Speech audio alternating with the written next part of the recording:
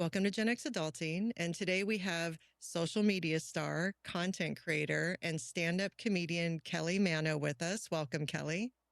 I am nowhere near an adult, so I just warning you in advance. If we're talking about adulting today, I'm the worst one there is. Well, that's the irony of the title of our podcast, GenXAdulting, because we don't adult really, right? We were 30 when we were 10, and we're 30 when we're in our 50s. It's just we're perpetually trying to figure it out. So actually, the title of our podcast is not literal; it's almost a play on words. So you're in the right place. Good. So our first question is always, what year were you born? 1978. Okay, so you're a baby Gen X. I am, and I'm December 21st, so I'm right at the very end of the year. So, okay, I am like a year and a month away from being a millennial. Wow. Well, no, because if you're 78 millennials, Gen X goes all the way to 80. Okay, so you're in. Yeah, that would be a year and a month. Yeah. 81. 81 is the first millennial. 80s, because you know who's an 80 is Nick. I know. He's an 80, and so he's the last. So you're 78, then 79. So he's the youngest. Yeah. You're next. He's the youngest. And no, John is younger than me too, but like everyone assumes I'm the youngest. It's because the boys have those big gray beards. Yeah. And like, I guess it makes them look older, but I get accused of not being Gen X all the time. I'm over it. Like, people can look up my information online and see when my birthday is, because like everything is just under my whole name. Had I known, all those years ago that I was going to have millions and millions of followers, I would never have used my whole fucking name, but I did. So it's too late for that. So if anybody wants to see when I was born, they can just look it up. It's not hard. Not anything. You're definitely Gen X. I think that's so strange. People would accuse you of not being Gen X, because even the elder millennials that are like Zennials have more of a Gen X experience than a millennial experience. But you're definitely in there. It's because you have such a fun spirit that they're like, I guess. She's not beaten down, so she can't be Gen X. Yeah, right. Like, I guess I'm just not crabby enough for them. I don't know. Sorry. You're too bright of a light for us. I guess. So where were you born? I was born and raised my whole life in Granite City, Illinois. Okay. So is that, for people who don't know Illinois at all, is that southern, northern, west? Yes. So I'm pretty close to St. Louis, like 20 minutes or less, but Granite City is a little blue collar steel town with not a whole lot going on in it. And that's where I literally was born and raised there. And I lived at my parents' house until the day I got married. So born and raised in Granite City, Illinois. And now I just live about 40 minutes across the river in St. Charles, Missouri. So Midwest, born and bred. And how many people are in that town? Is it considered a small town? Like 25,000, I think. Okay. So it's not tiny, but it's not big. Like, we only have one high school. That's how I consider it a small town. Right. Is if you only have one high school, then, and everyone goes to the same place, then everyone knows everyone. How big was your graduating class? It was a couple hundred. I want to say like 300 or 400. That's kind of yours. Yeah. His town's about the same size. We had 3 high schools, but one was Votech, one was a Catholic school, and the public school. Your public school is like 200 or 300. So now, as far as the town, who do you know in your family why you ended up there? Was it your grandparents, your great grandparents? Do you know the history there? So I know my dad was born there, and then my mom was born nearby. And I don't know my family history, because under my fucking dead body would I send my DNA to the government and let them tell me where I'm from, because no, I'm not doing that. And also, like, my lineage ends like in the boot heel of Missouri. I'm from hillbillies and rednecks, and there's no interesting lineage there at all. So I don't know why or how we ended up in Granite City, Illinois. But that's where where my mom and brother still live, and all my family still is. Do you know? Steel mill. Yeah, that probably brought them. Do you know what your background is at all? Like, if you're Irish, English, any of that? I'm pretty much hillbilly. I think my mom claims that she's like Irish, kinda. Okay. And I think my dad was, I don't know. None of that stuff really matters to me. Yeah. You're a mix up of like most of us are. And I think everyone has Irish in them, honestly. Yeah, everyone claims to at least. Yeah. I don't know. I'm a mutt. I don't Yeah. claim one thing or the other, but yes, I grew up in a steel town. We had a giant steel plant in the middle of the city. It smelled like a robot was being burned alive every day. Like we had recess next to That's awesome. smokestacks, like tough ass little blue collar steel town. Like yeah. All right. Do you know how your parents met?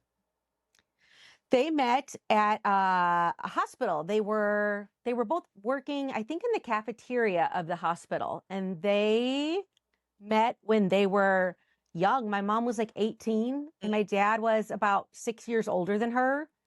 So yeah, they met working at the hospital, and the only story I know is that some guy liked my mom, and so my dad told that guy that he heard that she was gay, and.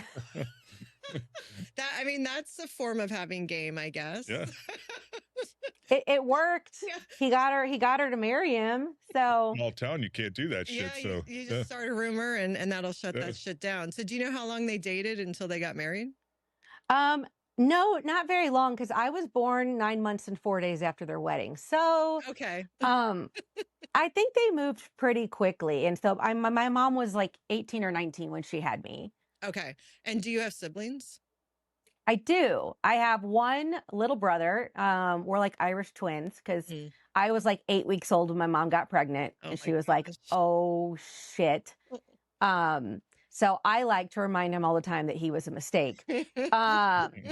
I don't even think you're cleared by then. At least nowadays, you're not cleared at 8 weeks. No. The husbands are supposed to stay away. That's our time to get away from you. We just had a baby. Yes. Leave us alone. Yes.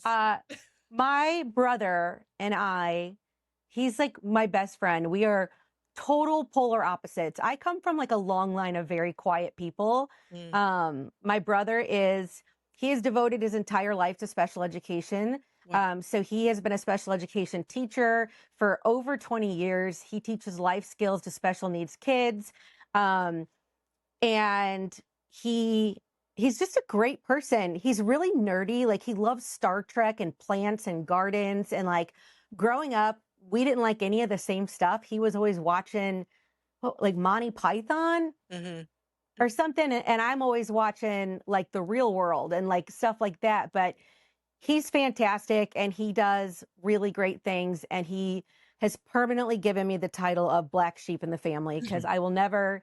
Like he's always in the news because he like raised money for a kid to get a wheelchair or, something like that. And then I'm in the news the next week because I sent shit in the mail to Stan Kroenke, like when he took the Rams. So my mom has two very different children, but we get along. Amazing. I love that. I always say, I have two sisters who are disabled, and I've always said that people who are special education educators are angels on earth. They are a special type of person.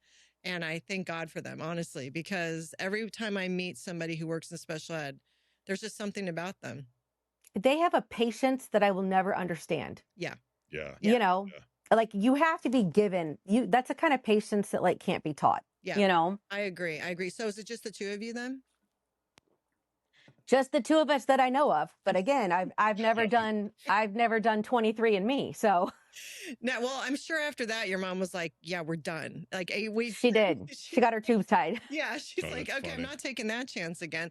Now, did you grow up in the same house the whole time in your town? So we started in a house that was haunted because a guy was murdered there before we moved in, and we had to move out because he wouldn't quit haunting us. So then we moved across town. Wow. Do you have a memory of the hauntings? I do. So I used to see him all the time. So it's like, I have not told this story in forever. I can't believe you guys are already getting this out of me. So basically my dad was a mailman. Okay.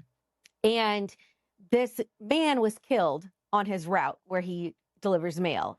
And then the house went up for sale. And he told my mom, he's like, "Oh my God, this house is in an amazing neighborhood and nobody's buying it because this guy died here and we can afford it and give this a better life for our kids." And my mom was like, "Absolutely not." But at the time, the story was, so his name was Steve. And the story was that he and his wife were practicing intruder drills. Like what would happen if somebody came in the house, and it was an accidental shooting. And so at the time when we moved into the house, it was an accidental shooting. It was a horrible accident. She was this grieving widow on the front page of all the newspapers because, again, it's a small town. Mm-hmm. But what happened was, as soon as we moved in, I started seeing him. I was very young. I was like 3 or 4 years old. And stuff started happening. And my parents were like, man, we really feel like there's a ghost in this house. And then it came out that she had murdered him. And there was this like big trial and all this stuff happened. And that's when we had to move. And so we knew it was him because when I was about 4 years old, I was up with an earache with my parents. And I was like, who is that man sitting in Dad's chair? And my mom and dad are like, Kelly, there's no man in that chair. And I'm like, no, there's a guy right there in the chair. And they started asking me questions about him and what he looked like. And I said, he's got blonde hair, and he's got on a red plaid shirt, and he's got on jeans, and he's got on yellow boots. And my parents questioned like the yellow boots. And I'm like, well, he says that he just got home from work. He works in construction. So I guess they were like work boots, something. And they got me to go back to sleep. And a couple days later, my dad was outside and saw the neighbor outside. And he's like, hey, just by chance, what did Steve look like? Like, what kind of guy was he? And turned out that neighbor was the one who found him dead. He was home when she came running out of the house screaming, oh my God, I shot my husband. And he told my dad, he's like, I'll never forget it. He had on a red plaid shirt and jeans. He had just gotten home from work. He hadn't even taken his work boots off yet. And like, my dad was like, oh shit. Yeah. That's like, we are moving. Yeah. We are moving. Wow. Crazy. And it is. And the way that we moved when I was like in 5th grade. So I was a little young. I don't have memories of seeing him. They would just tell me about it. Like I'd go in the corner of the room and put my hands up and ask somebody to pick me up who wasn't there. Oh my God. I do remember we could never have babysitters. Like our babysitters would be fucking terrified. I remember like our babysitter sitting on the couch and having like me and my brother sitting like crisscross applesauce, like holding our hands. Right. So if we were getting babysat, we had to go to someone else's house. And the way that my dad put it, who that man never exaggerated a day in his life. He's like, you know how sometimes you freak yourself out and you're like, I think I hear footsteps. Is that foot? It was like, I hear footsteps. You could hear everything. We would have to replace our light bulbs all the time because they would like they would like just short circuit. They would like blow. So so we lived in the haunted house until I was in 5th grade. And then we moved just to another. Wow. Well, that's a long time yeah. to hang in there. If you first started seeing him 3 or 4, 5th grade is like what, 10, 11? Yeah. No, we were there like 5 or 6 years easily because we loved the neighborhood and it was right down the street from our elementary school. And my parents didn't want to move because they didn't want to have us to switch schools because that's hard for kids, you know? Yeah. Now, so they're like, okay, we'll deal with the ghost. would they see and hear these things too, or just you? They would hear things like one time after we had moved in for like a year, my mom was going through this closet and found a self-portrait that he had drawn of himself that she's like, I know this wasn't here when we moved in. I would have seen it. And like weird things, like my dad would lose his wallet and he looked and looked and looked all over for it. And then one day he found it like on the floor, like at the threshold of like their bedroom and the hallway. And he's like, I know I would have seen that, you know? So living with a ghost is weird because you set things down and they pick them up and then they're gone. And then your light bulbs are going out all the time. And what a trip. Did you ever feel like somebody's watching you? Was it that constant feeling? No, not really. And I don't ever remember being scared of him. It was never a fear thing. It was always like, I have a memory of like a man like standing in my doorway. And there was a lot of times where I would go sleep with my parents because it would like freak me out if I could see him. But that's really my only memory of it because I was so young. Yeah. And then actually what happened was he quit haunting us so towards the end of us living there, his wife got found guilty. And once she was found guilty and that was solved, he stopped haunting us. No way. And we went and we we went trick-or-treating to that house a couple of years. Actually, it was several years after we had moved out. And we said, did you guys ever have any haunting experiences? And they're like, no, not at all. Wow. It's like a movie. It's like when the person comes back and until it's solved and then they can go away peacefully. It's literally like that. What a trip. Now, they do say young children can see, right? But if you were there until you were 10 or 11, I feel like that'd be getting a little older. Like at some point, did he stop appearing to you because you were getting older? Do you know? You know, I was so young. I just don't remember it. I don't know if it's that, or maybe it was, maybe his wife was finally found guilty when I was in 3rd grade. I don't remember the exact timeline. Okay. And so many of the stories have been told to me that my brain thinks I remember them, but I don't have any like solid memories of it. But I can tell you that as an adult, I can walk in any house and tell you if it's haunted immediately. Immediately. You can feel it, like feel the energy. It feels like my old house. Like it's so bizarre. And I can't explain it. And I'm not psychic. I don't see ghosts, but my body will know immediately if I'm somewhere that's haunted. Now, have you gone into houses and you felt it? Oh yes. And I've been in places and I felt it. We have like a theater in town that I hate going to. And I just felt it recently somewhere really weird.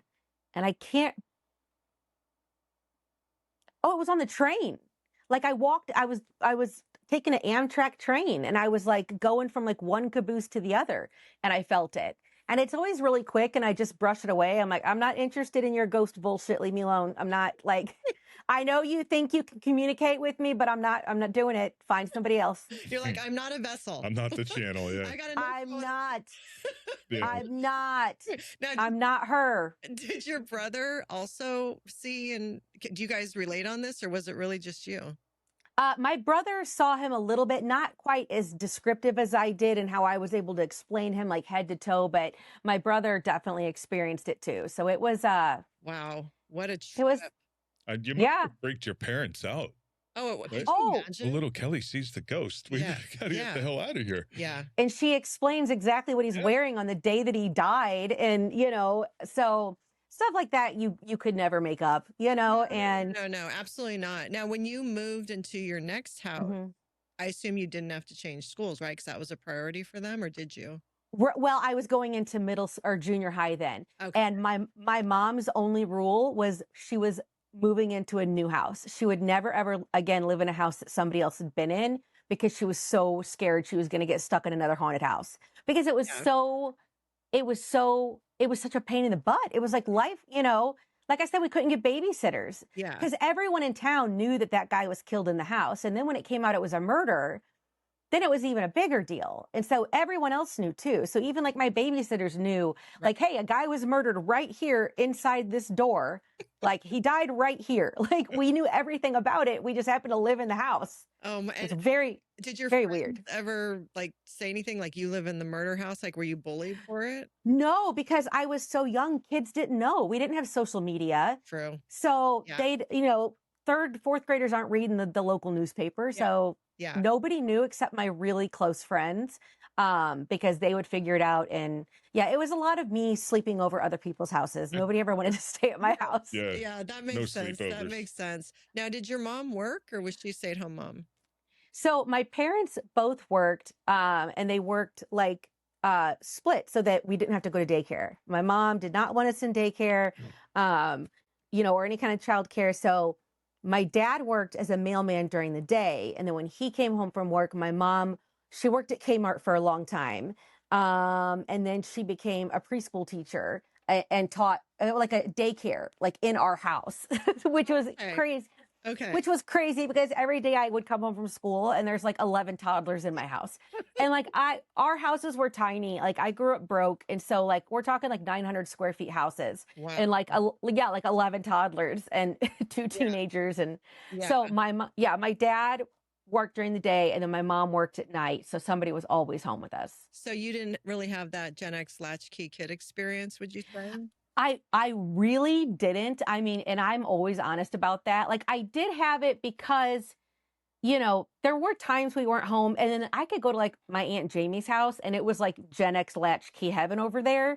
And I still experienced a lot of the same things. But for most Gen Xers, I definitely had a way more involved mom than most did, you know? And so, like I said, I still have a lot of the Gen X experience, but my mom really wanted to be home, you know, with us as much as possible. Did you ever have those experiences where you, like a lot of us, where you just would go out with your friends and have to be home by the time the street lights came on? Or did your mom, did she have a certain time you needed to be home? So my mom was pretty like hovering, but I had friends, my aunts, like I said, my Aunt Jamie's house was like a free for all of like Gen X paradise. We'd get on our bikes and take off, and you wouldn't see us until nighttime. And, you know, being a younger Gen X, I was coming of age around the time that kids started getting kidnapped. So that was right when, you know, when you're born in like the early 70s, none of that was happening. So I was being raised at a time where there were these little kidnappings happening here and there,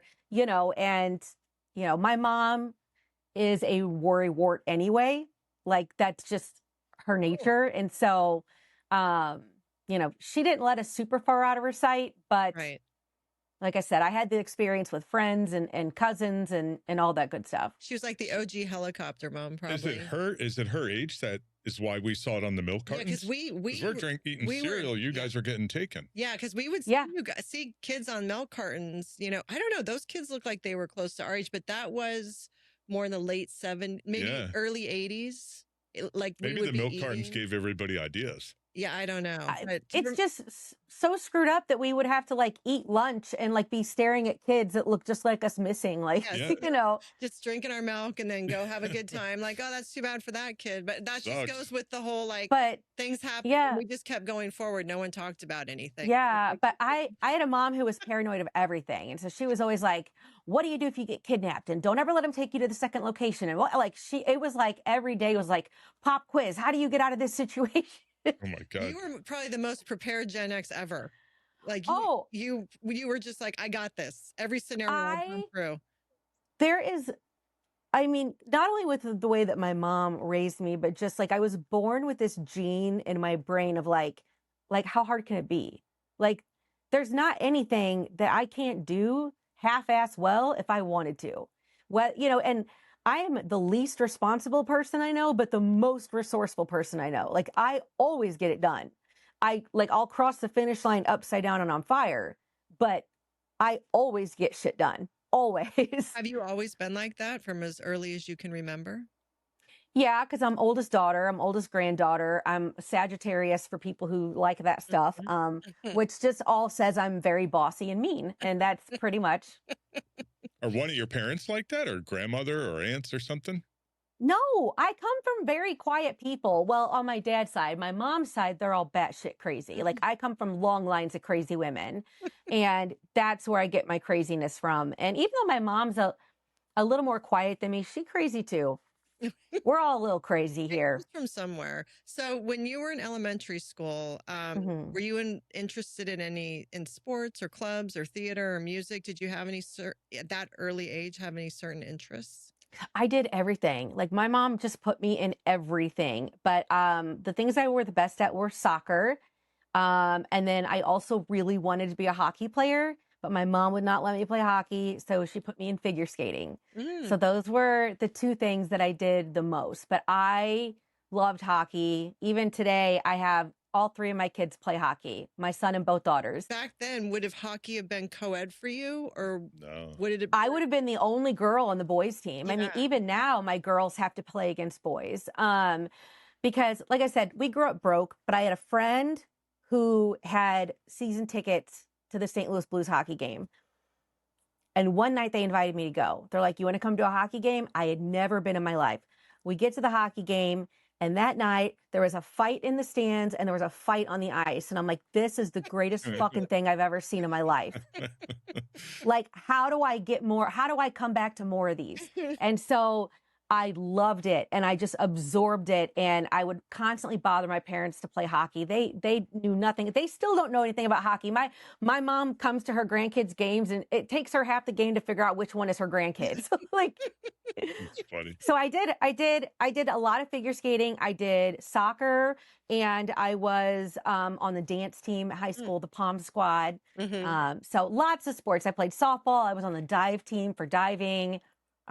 Is this all through middle school and high school? You just were constantly doing all the activities? Just, yeah, everything. And then in high school, it really shifted just kind of to dance, figure skating, and soccer. That's still a lot. Although back then, was there travel? You're a little younger than us, so I feel like travel was maybe starting for you, or no? Because now it's crazy. Back then it was like select soccer had started. So I was on a select soccer team and then also like a regular soccer team. And that was considered crazy, like to be on two teams. The figure skating was A, very expensive, and B, a lot of travel. I was very talented in it, but was restricted by what my family could do and afford and where we lived. Because we didn't have a year-long rink even in my town. So I could have done some cool things with figure skating, but it just wasn't. My family did the best that they could with what they had and what they were given, and not every family is willing to dump out their 401k so their kid can be a superstar athlete like people do nowadays. And thank God they didn't, because I couldn't imagine my mom just giving up everything and leaving my brother with my dad to take me to go train. And it's when I was in high school, I did go train in California, and I trained with Michelle Kwan, who everyone knows is a famous skater. And when I saw her life, well, two things happened. When I went out to train in California and I was like 12 or 13 years old, I realized, number one, I'm not as good at this as I thought I was.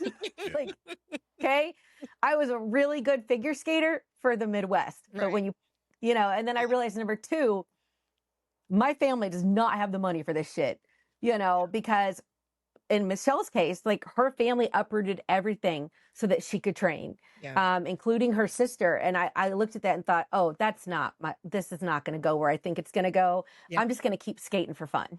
Yeah. It's interesting you say that, because our youngest plays travel lacrosse, and and he got it. We're in Florida, and he got as high on the best team in Florida, right? And so we're all feeling great, and then we go to the Northeast, the birthplace of lacrosse, and our team gets their asses handed to them. And it was right then, Brian and I were like, because you are the thousands of dollars. I mean, it is. Oh yeah, thousands. And we looked at each other, we're like, okay. And then people are talking about, well, when are you going to send your kid to prep school? Because they got to go to prep school and they got to be reclassed. And we're like, this is not our jam. We've never sent kids away. It's not happening. But to your point, people do it now. People sacrifice everything. It's a whole thing. But I have faith in Gen Z. I have faith that Gen Z is going to reverse the youth sports that we fucked up. I really think they will. And it's the younger Gen X that did it, and the millennials that fucked up youth sports. And Gen Z has paid the price for it. And I've watched it. And I've watched it through other kids, and they give up their entire lives and their family's financial stability for this one sport on the off chance that their kid is going to make it. And I think that these Gen Z kids are going to grow up and go, oh my God, I did not have a childhood. I'm manifesting it. I'm seeing it come back. Gen Z is going to fix youth sports. I have faith in them. Is that Dill? Gen Z is all three of our kids are Gen Z, but he's the youngest Gen Z, and our son's the oldest, and then our daughter's in the middle. But So how old are they? 29, 25, 16. Okay, so I'm 21, 18, 16. So in the same ballpark. All Gen Z, yeah. But what's completely been destroyed through this is rec sports. Because you can't even be a kid who's kind of into lacrosse and then expect to get any playing time on the rec game, because all the travel kids are doing that on their off time. And so they're starting and taking up all the time away from the rec sports is out the window now. At least in Florida. At least in Florida. Everywhere. I was a soccer coach for like 4 years, and the amount of grown men that I cussed out because they would come in our rec league with their team and their 17 different matching uniforms and bags and water bottles, and literally use our team as like practice. Yeah. Like we were just punishment. I mean, and I would get so mad because like the league we were in was called a CYC league. It was literally the Catholic Youth League. It was as wreck as you could get. Yeah. And these men with dicks the size of this lip gloss would bring their fucking soccer teams in and smear my kids. And I had it. As a matter of fact, there was a short time in my life that I was a substitute teacher, and there was a kid in my class, and they raised their hand and they said, "You know my dad?" And I said, "Oh, I do. Does he follow me on social media?" And they're like, "No, you cussed him out at the soccer field and we still talk about it." And I'm like, your dad probably deserved it. Somebody has to bring levity. Like parents, somewhere there has to be a shift. Like we're pretty much out of it now, right? Like he's not doing travel like that anymore. He only plays for high school, and it's wonderful. It's beautiful. Yeah. So we survived, but I hope you're right. We got our summers back. Yeah, and we got our summers back. But I hope you're right. I hope that I've got one more left. I've got my youngest daughter is still a hockey player. She's got 2 more years of it. So it's very manageable with just one. Yes. But in the long term, I cannot wait to be done. As much as I have loved watching them and how much joy it's brought to my life, like looking back, the amount of like family time that we let youth sports rob us of in the name of thinking that it was family time, but it really wasn't, you know. It just, you know, hindsight's 2020. Yeah, you're right. And also the stress. I don't know about for hockey, but the stress of just push, you get caught up in the whole vibe of you got to do better, you got to work harder, you got to train, you got to do lessons, like, and then it's stressful on the whole family. Hockey's just as intense as anything, or if not more. Absolutely. Hockey is very, very intense. It's a hard sport to play. A lot of people give up on it. And again, I've had very average hockey players, so none of my kids are playing like the real expensive leagues, but even just watching them get treated unfairly, I'm a pretty harsh critic of my own kids because I was an athlete growing up. So I'm very aware of my kids' athletic abilities. And there were times where it was like, yeah, okay, I can see why they didn't make that team or whatever. But then there was other times where you just watch your kid get totally fucked over for no goddamn reason. Yeah. And my daughter went through it with cheer and in high school. And like, I just remember thinking like, I'll stop there. Well, I'm just saying I'm so glad I'm done with youth sports. Yeah. Did you ever have, and then we'll switch topics, but did you ever have, we encountered, it's just like hockey, lacrosse is very expensive. So it was a very affluent sport, and you would have parents paying for the coaches' dinners and drinks and hotels and stuff. And it skewed things, you know, you knew that was in play. And always nothing that we ever participated in, but you just knew. And that also, when we realized all that was going on, it was like, this isn't it. No. And I have a great respect for coaches. My kids have had so many amazing coaches, and some average coaches and a couple of terrible ones. So I was never the parent that complained about playing time or anything like that, because I'm a very competitive person. I want to win the game more than I want my kid to play. But then there's some coaches that are just like, I would not piss on them if they were on fire. Like relatable. I'm going to write a book one day, and I'm dedicating the opening, like, you know, people like write like, to my lovely kids. I'm like, to these motherfuckers I should have hit with my car. And one of them is going to be my son's high school hockey coach. I have a question on hockey. As a kid, did you play in the winter or like on ponds? Is that a thing where you grew up? Not so that's more like a Minnesota, like a northern thing. But we have a pond in the back of our house that our kids play at in the winter. So we didn't do it a ton because, again, growing up where I did in like that little steel town, it wasn't a big hockey town. Yeah. Nobody owned hockey skates. But here in the St. Louis area, kids will do it. Yeah, cool. You mentioned that your family was poor. Was that...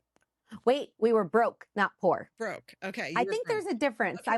I've always thought that like, we were broke because we didn't have money, but I wasn't poor because I had love and I had family and I had food to eat, even if it was mac and cheese, and I had a roof over my head and a car to drive and clothes to wear. So I like to say I was broke. Great distinction, actually. I love that. I do too. No, that's I'm taking that one. That is good. Yeah.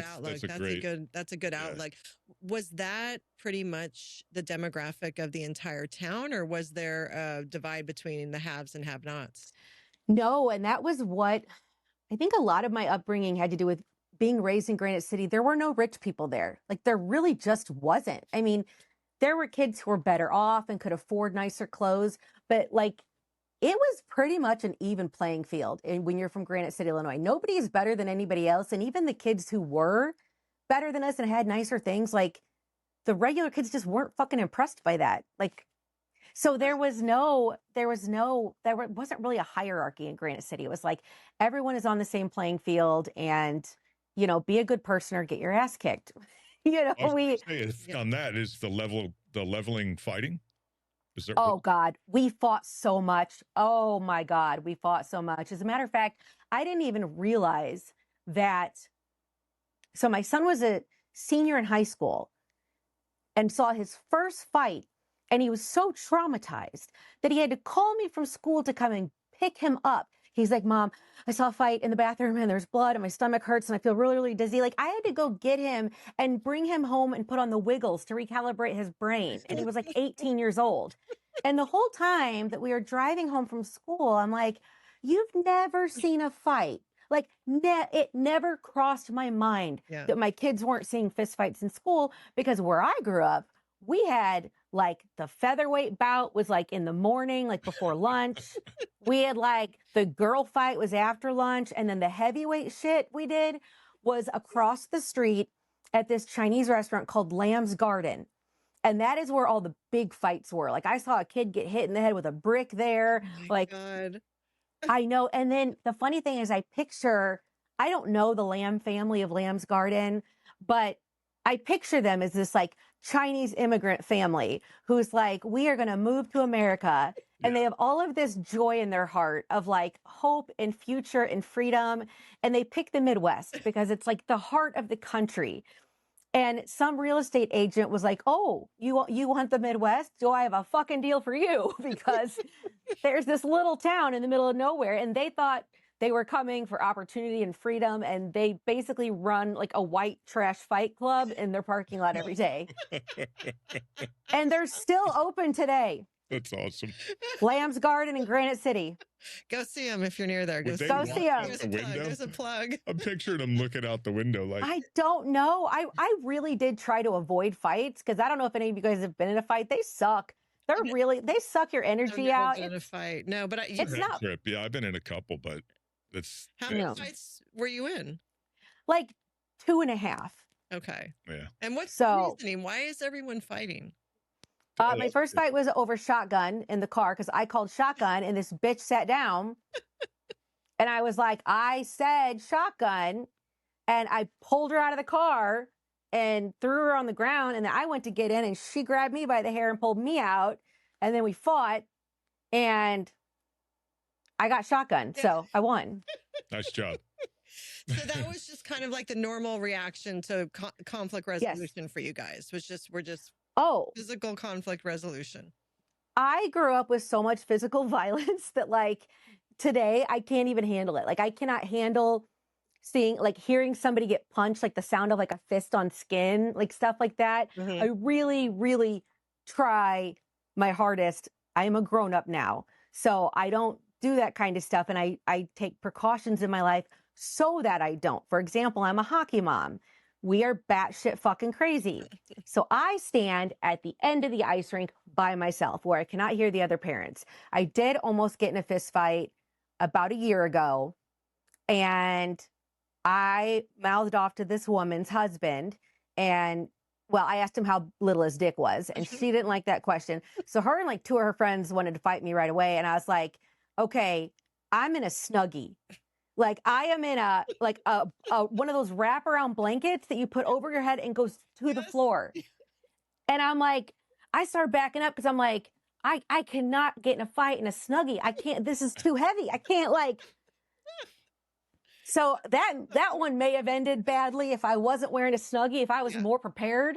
I don't know. You still maybe could have taken them, Kelly. I mean, to this day, the funny thing is like, you will not catch me dead in flip-flops or shoes that I can't run or fight in because it is programmed in my brain. When people go on an airplane in like Birkenstocks, I'm like, bro, what if you have to get in a fight? Like, what if you have to run off this? Like, You'll never catch me in flip You flops. see? Yeah, no, he does the same thing. If like he feels that there might be there you go, even here, she's ready to go. She's ready to go. Bro, like, shoes on. Gotta put my shoes on. Yeah. He's like, for fighting, he has to put his Hell yeah, sneakers you on. gotta have good tennis shoes. Gotta be able to square up and have grip. Dude, 100%. You don't want to be, I don't wear jewelry and stuff like that because you don't want to be taking shit off and kicking off your shoes. Like, God, but my real brain knows I'm not going to get into a fight as an adult. But how I was raised was like, you're always ready. Like, don't wear a dress to school. You might have to fight somebody. So love it. You're always like, don't fuck with Kelly. Yeah. Don't. Yeah, but it's hardwired in your subconscious. Like it's there. Yes. It's part. And so you can tell if there's houses are haunted. That's hardwired, and you're ready to fuck some shit up. And I just want to be honest. I'm not even that tough. I'm just not scared to lose a fight. Like I'm not. I've done it before. I'll do it again. Like I'm not backing down if that's the only repercussion is that I might lose a fight. I'm not as tough as people think I am. I don't know. Probably. I think but attitude goes a long way. Yeah, for sure. And people can feel that energy. Like they're not going to, I doubt people fuck with you very often because it's just an energy. No. Yeah. The only thing that tricks people is that my face is way too nice for what comes out of my mouth. Like God made me, like I'm only 5'1". God made me like little and smiley and round, but then like gave me the mouth of a psychopath. So, not a bad combo. Yeah, it's a little bit of this, a little bit of that. So, right. The whole energy was, it sounds like at your school, everyone was on the same page. So if a new kid came in, were they hazed? Like, how did they learn? Like, this is how we do shit here. I don't think we were mean to new kids, really. I think a lot of people just stayed quiet and like kept to themselves if they were new. But not very many people were moving to Granite City, Illinois, so we didn't have a lot of new kids. That's what I was thinking. It's true. It was like there was a big influx every year. No, not at all. Transients. Okay, so as you were going to school and up till graduation, was it kind of always assumed you would go to college? Was that discussed in your house that you just were like, that's the next step, or were there other options? No one in my family had ever gone to college, and I was a terrible student. School felt like prison for me. It really did. I mean, to make me sit down in one spot and learn about something I don't want to learn, looking back now, I know why, but like school was miserable. And I knew what I wanted to do for a living. And so once I got older and got like, okay, so I'll explain it this way. My grades were so bad. I did graduate high school, but I couldn't get into any colleges. So I went to community college for a year, got good grades, and then went away to college to the biggest party school in Illinois. And then I thrived because I was studying radio, which is what I'd wanted to do for a living. And once I got into college, I was on the dean's list, and like you couldn't stop me. I was so good at it. I was so focused and driven in what I wanted to do. But no, I sucked at school. My poor mom, she would buy me the Cliff Notes. She would read books for me. She would make me flashcards. I mean, I probably only graduated high school because of her. Were you undiagnosed ADHD? Oh, I was diagnosed, but it was so early that my mom did not want to medicate me, and I don't blame her. Yeah. So it was like my 5th grade teacher and then my 10th grade algebra teacher. And back then it was just kind of new. Yeah. And I had such a fun, sparkly, vibrant personality that my biggest problem was I was always talking too much, or the teachers would move my desk in the hallway. And it was never that I was dumb. It was just that I didn't care. And it was weird having ADHD in the 80s because I spent way too long of my life thinking I was stupid, and I wasn't. I just was not using my tools or gifts like where they were needed. It would be the same thing as like take the nerdiest kid in school, this academic savant genius, and go make him do PE and speech class for 5 hours a day. Yeah. And he'd be miserable. And it's the same thing for kids like me who have other strengths, but not sitting and memorizing and learning stuff. And I knew I was too smart for my own good. I knew back then I wasn't going to use any of that shit. I'm like, this is so damn stupid. Even now, when I was a substitute teacher just a couple years ago, I was teaching this class called like ancient world civilization. Yeah. And these poor kids, the shit that they had to learn. I'm like, do we really need to know what the Mayans traded for fucking wool? It is 2026. Can we teach a kid how to change a fucking tire?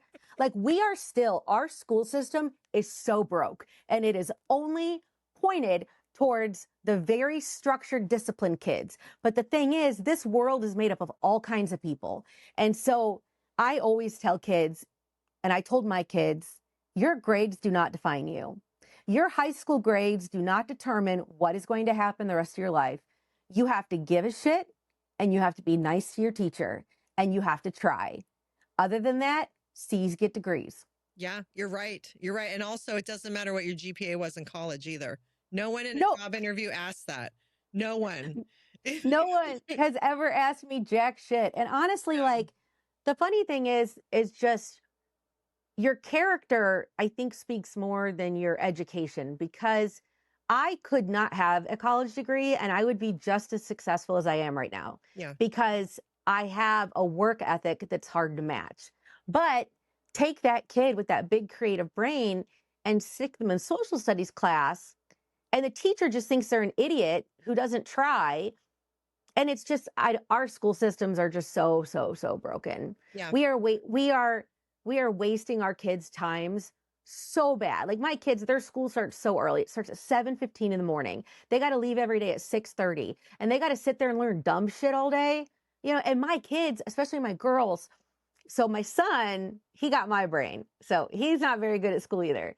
But my girls are like straight A students, National Honor Society, college prep classes. And I'm like, what are you doing all this shit for?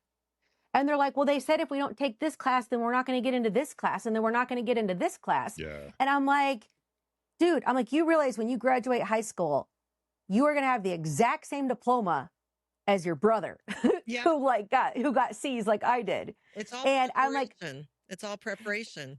Yeah. And they're like, well, I'm getting a college class out of the way. I'm like, well, college is going to want your money all 4 years anyway. So I don't know what you're and then, like, why? Yeah. Why are we doing this to our kids? You're not wrong. Like, you're not I think wrong. you're spot on. They show up, they do stupid shit all day, and there's an element of pressure. Yes. And that pressure is very real for the kids. And then whenever they grow up and they don't know, like, I always hated whenever I wouldn't know something that was common sense. They're like, well, what do you mean you can't find England on a map? I'm like, I don't know. I was too fucking busy learning the periodic table of elements that I'm not going to use, or what the fucking Mayans traded for wool. I got so much shit in here I don't need. Fuck you that I don't know what the Indian Ocean is. It's so true. It's such look on a fucking map. And they took away, in most schools now, home ec, wood shop. Like, where you all the cool shit. Those kids where they learn through touching and doing, they took it all away, and like you alluded to, boxed everyone in. And I mean, they don't. Did our kids ever square dance or learn how to play the recorder? But I think that's gone. Did you have shop and home ec and all that shit, or did they pull it by? Well, yeah, we had shop or home ec. It's like, do you want to burn yourself or chop off a finger? Those are your only options to learn. And I had to take square dancing to graduate. It was required. Oh my God. So we had a senior dance class. We had to waltz, foxtrot, and square dance. Yes. And that was required. Just everybody. Okay. At least it wasn't. We had it in middle school. I don't remember it in high school. But not a requirement. Oh, no. Ours? We had to take it in middle school. It was a requirement. Yeah. Senior dance was a requirement to graduate. It was like English, math, and square dancing. Balance. I don't know. I think there's something to be said to that, as opposed to everything now is these college level classes. And you're right. Our older two have already gone to college and graduated. Then the college level classes, and they could have graduated early because that's what they sell you. Your kids will graduate early, save money. Guess what? Our kids want to stay for 4 years. Yeah. So they're still spending 4 years worth of tuition, but they just now have 2 degrees or a minor. It's still the same. It all evens out in the end. Yep. Like, there's no burden for pushing. We end up with a whole generation of kids who don't know what they want to be when they grow up because they have had zero experience in occupational fields. Instead, they're learning dumb shit, like Mayans and chemistry charts. And it's like, And there's a pocket for those kids. There are kids that are blessed in academics and they want to be pushed and they do need those classes. But our school system today only caters to those kids. And they're like 20% of the school. Yeah. And then we wonder why all these other countries are so much smarter than us. Yeah. And it's like, you know, we've been doing this, like everything in life has evolved. Technology, telephones, cars, houses, not schools. You're right. We still sit in hard desks 7 hours a day. We are still teaching them the same crap we had to learn. And it is so not reflective. I know so many kids in high school that were straight A students and they were fantastic students. They were like the sample students and they are pushing around papers in a beige office 40 hours a week and they are miserable. Yeah. Yeah. Yeah. Because there's a whole aspect of their personalities that isn't getting tapped into.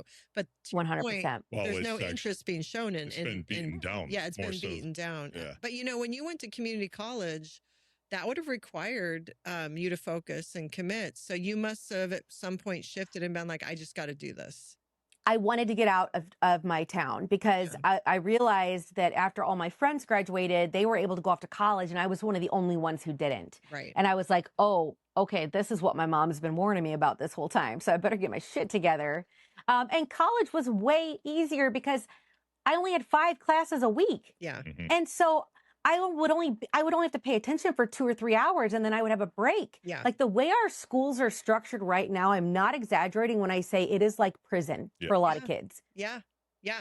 No, and even like the cafeterias that we make them go. Have you been in a high school cafeteria? Yeah. It is chaos. Mm-hmm. The level of noise and people and throwing shit, like, oh my God. Like, no wonder they're so overstimulated. Like, no, I agree 100%. Like, we just haven't changed anything. Nothing. No, you're right. And I think in Florida, I don't know if it's like this where you are, but the kids can sit outside too if they want. But what happens is it gets so hot here, they all want to be inside. So they're squishing, the whole school squishing into this cafeteria that wasn't made to hold the whole school. Because we live in Florida and they're expected it's like a fucking to have half of them outside. Or if it rains, it's like ants, like they run because they don't, none of them, it's just a whole, so lunch. And also it's staggered, like there's 2 lunches and it's only a certain amount of time. I don't know. It's all, ours is crazy, but we had to go on something called heat schedule growing up because our schools didn't have air conditioning. And so if it was going to be really hot that day, we had to start school at like 5:45 a.m. so we could be done by like 12:30 so that we didn't have to be in those concrete buildings in like the thick of the heat of the day of 1 o'clock, 2 o'clock, 3 o'clock. So when you're broke, when you grow up in a broke town and you don't have air conditioning in your schools, you got to do heat schedule. That would have been probably like May and September-ish when it was really hot for you guys. Yeah. Yeah, that makes sense. Wow, I never heard of that before. So when you got to college, did you start as a sophomore then? Yes. And did you live in the dorm? I did. I ended up living in the dorm all 3 years because I loved it. Really? Where did you go? I went to SIU Carbondale. So that is like the famous college where John Belushi went. That was it John Belushi or Jim Belushi that made Animal House? I should know this. John Belushi. John, yeah. Okay, so I had it right. Like the sweatshirt that he wears in Animal House, it just says college across it. Yeah. He got that at Carbondale. He had it like whenever he went there. So I picked my college because that's where Jenny McCarthy went to college. No way. I swear to God. I was like, is it an art college? Like, because there's 2 actors you just mentioned. I studied mass communications there. They had a great radio television program, which is what I was going in. But, you know, they're listing all these things about the college. And then when they're like, well, and Jenny McCarthy is an alumni, I'm like, oh my God, I'm there. Like, just sign me up.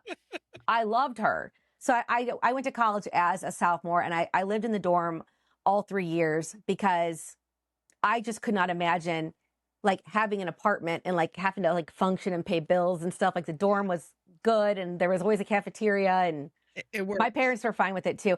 And it was fun because like I could just walk out of my room at any time of day or night and somebody's awake. Yeah. Yeah. Yeah. There's always something going on. Dorms are like that. Yeah. So was it a party school? Did you do the traditional party at college time? It was a huge party school. I was a little lost when I first got there because I'd had the same friends my whole life. I stayed in the same town my whole life. And then I went away and I make friends really easily. I tried to join a sorority. that went horribly. I ended up quitting and sending the president like a picture of me wiping my ass with my Delta Zeta certificate because like these girls, I don't know. I was popular in high school, so I just thought that that's what you did. Like you popular girls like went on to do sororities, and I knew like day 2 that this was not fucking for me. These girls were so fake and so obnoxious. And I remember the moment that I snapped. We were walking across this open field to a party, and there was a girl in my sorority that everybody called Gibbler because she looked like or acted like Kimmy Gibbler from Full House. Yeah. And that was like her nickname. I didn't even know what her real name was. And I was saying something and I was like, well, Gibbler, blah, blah, blah, blah, blah. And they're like, I'm sorry, you're a pledge. You don't call her Gibbler. You call her by her name. And the minute that little bitch, like, I don't deal with authority well. So the minute she was like, I'm sorry, you are a peasant. You are a pledge. You don't get to call her by her nickname. I was like, you know what? Fuck you, fuck you, fuck you. I quit. And they're like, well, if you quit, you have to have it in writing. And we need to, you know, blah, blah, blah. We need your contract back. And so I literally went back and tore it in half. And I took a picture wiping my ass with it. Like literally, then took the film to 1 Hour Walgreens to get the picture back and turned that all in to the fucking sword. That is amazing. Awesome. I love that. That is amazing. Okay, so I am a very dramatic person. I'm a very, like, I don't do anything on a small scale ever. So I guess go big or go home. So sorry, Delta Zeta. I'm sure you're an amazing organization. It just... They're lucky you didn't just kick their ass right there, right? Right? That would have been your moment. Yeah. I thought about it, but I was outnumbered and I was in a field, and you kind of learn like some fighting rules growing up. Like you don't want to get in a fight where you can't get to somewhere where you need help, like a business or something, if you really need it. Right. So listen, I would... Chinese restaurants nearby. Yeah, you did that Nope. on behalf of all the girls that were treated like shit by sororities. Yes. You covered it for everyone because there's so many sororities that need that moment. So I think that's awesome. Yeah. They made us do this initiation where we all had to wear all white and hold these candles and like walk in this room and say this stuff. And I started laughing because one of the girls was wearing a white bathrobe and they're like, what are you laughing at? I'm like, this is fucking ridiculous. What are we doing in here? It's like a seance. Like, why is she in her bathrobe? Like, you had to wear all white, but some girls didn't have all white. Right. So, yeah, and I never even got, thank God, I wouldn't have made it, but the hazing and all that, I never even made it to all that stuff. Yeah. I was only in it like 4 days. So then how did you create your circle in college? How did you meet your people there? I just found a bunch of weirdos, if I'm being honest. I went from being like a really popular kid to just hanging out with the kids on my floor. And they were so awesome and they were so much fun. And my first year there was like fantastic. And I had a great roommate that I still loved. And then my second year there, I got a stupid boyfriend. And then like, I don't know. So was it the two of you? Like, was it that typical where all your time was spent with him? Yeah. And like, I don't know. I was just really impressed by him because he came from a family with money. He was in the aviation program. He was going to grow up and be like a pilot and all of these things. And when I went to his house, like everything was clean and his parents got along and like, I was like, wow, this is like really like normal. But at the same time, I think that they saw me as like, oh God, who did you bring home? Like, it was always like, okay, you are the sweetest little girl, but we just really hope our son doesn't marry you. Right. Yeah. And so he was a very boring person, like in and of itself. And looking back, like he didn't find the quirky, weird things about me charming. It was like everything that I did that was weird annoyed him.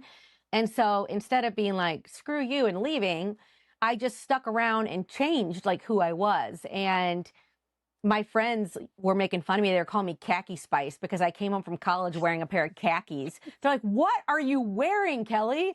And he just he wasn't a great person. That was the biggest heartbreak of my life. Cause like, I thought we were going to get married. We had been together for 2 years and I had just graduated and come home. I was like a year ahead of him. And he called me one day and he's like, yeah, this is not going to work because God came to me in a vision and told me to break up with you. Oh my God. Oh my God. Yeah. Can you imagine? No, but the heartbreak for you, that young you, had to have been devastating because you had been working so hard to fit this mold, to work with him, to change yourself, as we have all done. We have all done that in relationships. Women have. So then to have him dump that on you and say God told him. I still don't like him. No. I still like, No. because I never really got to tell him like, hey, Kevin, fuck you. Yeah. Like I never got to, maybe I'll send him this podcast, Yeah. but like, I think forgiveness is so overrated. I think you absolutely don't have to forgive people. Like, you can just pretend they're dead and it's way easier to do. Because he was so mean to me when we broke up. The amount of pain, I just remember like literally like writhing in pain from the things that came out of his mouth and for the way he treated me in the end. And it's not that I haven't forgiven him because it's like something in my heart. It's truly that I never got to get him back. I never got to cuss him out or do something mean to him. It was like, we just broke up. I mean, we're still friends on Facebook, but well, there's your opportunity. Is you could Are you Well- still friends to this day? on Facebook. on Facebook. Yeah. Okay, well, I think But I don't fucking like him at all. And but the closure is your success. You know that. Or we make a short Well, I might make a and short. post it and tag them. I might make a short and send it to Kelly to send to him. Yeah. you know what? I almost did a whole post on him because while we were on tour, Edwin McCain came and joined us on stage one day with the GenX Takeover. And when I was dating that kid in college, our song was that Edwin McCain song, I'll Be. Oh man. And for years, that song was ruined for me because when I heard it, it wasn't like, oh, I thought about my ex-boyfriend. I wanted to be with him. It just reminded me of the one person in my life who treated me worse than anybody else that just got away with it. And so that song was like ruined for me. Mhm. And just last year, I was on stage at a sold out show with Edwin McCain 5 feet from me singing I'll Be on one side. And then I look on the other side and I see my amazing boyfriend, who is also our security guard. And it's like that song just took on a whole new meaning and it changed everything. And so I do still like his family, his parents and his sister. They've never done anything unkind to me. So I don't, a lot of it is that I don't drag him through the mud because I don't know. I don't want to embarrass them. It's not their fault, Right, you know. Right. You know, I think that's amazing though. You were able to reclaim that song. Like you had that moment and you were able to. It was crazy. And I wrote this big story about it and I was going to like publish it as like a TikTok or something. And I'm like, if I do that, then he's going to see it. Right. He's going to reach out to me. Then I have to talk to him. Yeah. And And I don't care to do that now, but like, I just feel sorry for younger me. I wish I could go back to that girl 20 years ago. I did steal his dog. I drove up to college and climbed in his window and it was my dog. It was just in his name. Okay. But I'm big on revenge. Like, I don't like letting people get away with shitty things. And he is like the one person in my life that I never got to really get back. But, you know, I just figure karma's a bigger bitch than I'll ever have to be. Absolutely. And I think you just kind of nailed it right there. It's more you wanting to honor and stick up for the 20-year-old you than anything else. 100%. 100%. Yeah, because like, you're fine now. It's just more if you could just go yes. back and like. I'm going to go back and be like, why are you crying over this Bart Simpson forehead having motherfucker? But we all have though. We all have that guy. Yes. We're like, what were we think? We're just so fucked up in the head in that moment. And he didn't deserve me. I was way too sparkly for him. Yes. Like, yes, he didn't appreciate who I was. And he's lucky he had me for 2 years. Absolutely. That he had access to you and he tried to shush you and dim your light and all. So, I mean, it's all for the best and you know that, but but because of where you're coming from, I totally get that. But again, I think the closure and the, fuck you is your success. I mean, there's no better closure, right? I agree. I would still like to punch him in the face, but I agree. I love that you love revenge. I love that you don't like the injustice of shitty events because so many people accept it.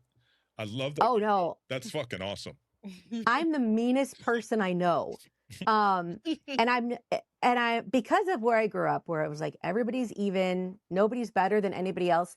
I am fearless when it comes to anyone. I don't care who you are. So perfect example.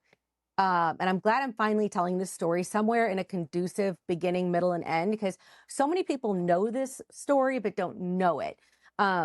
Nobody has ever been mean to me and gotten away with it, ever.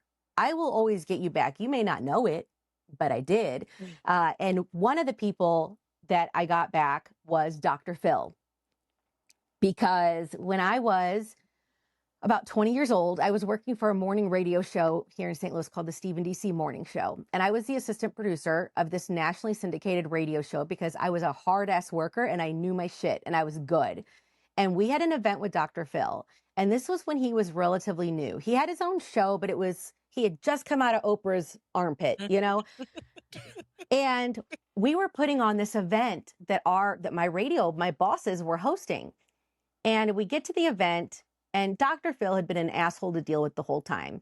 But the day of the show, he was a real asshole. And there was a back and forth about something he wanted the host, Stephen DC, to do that they didn't want to do. And because I was the assistant producer, I had to go back and forth. And I had to go to Dr. Phil and be like, hey, they're not going to do that. They don't want to. We're going to do this instead.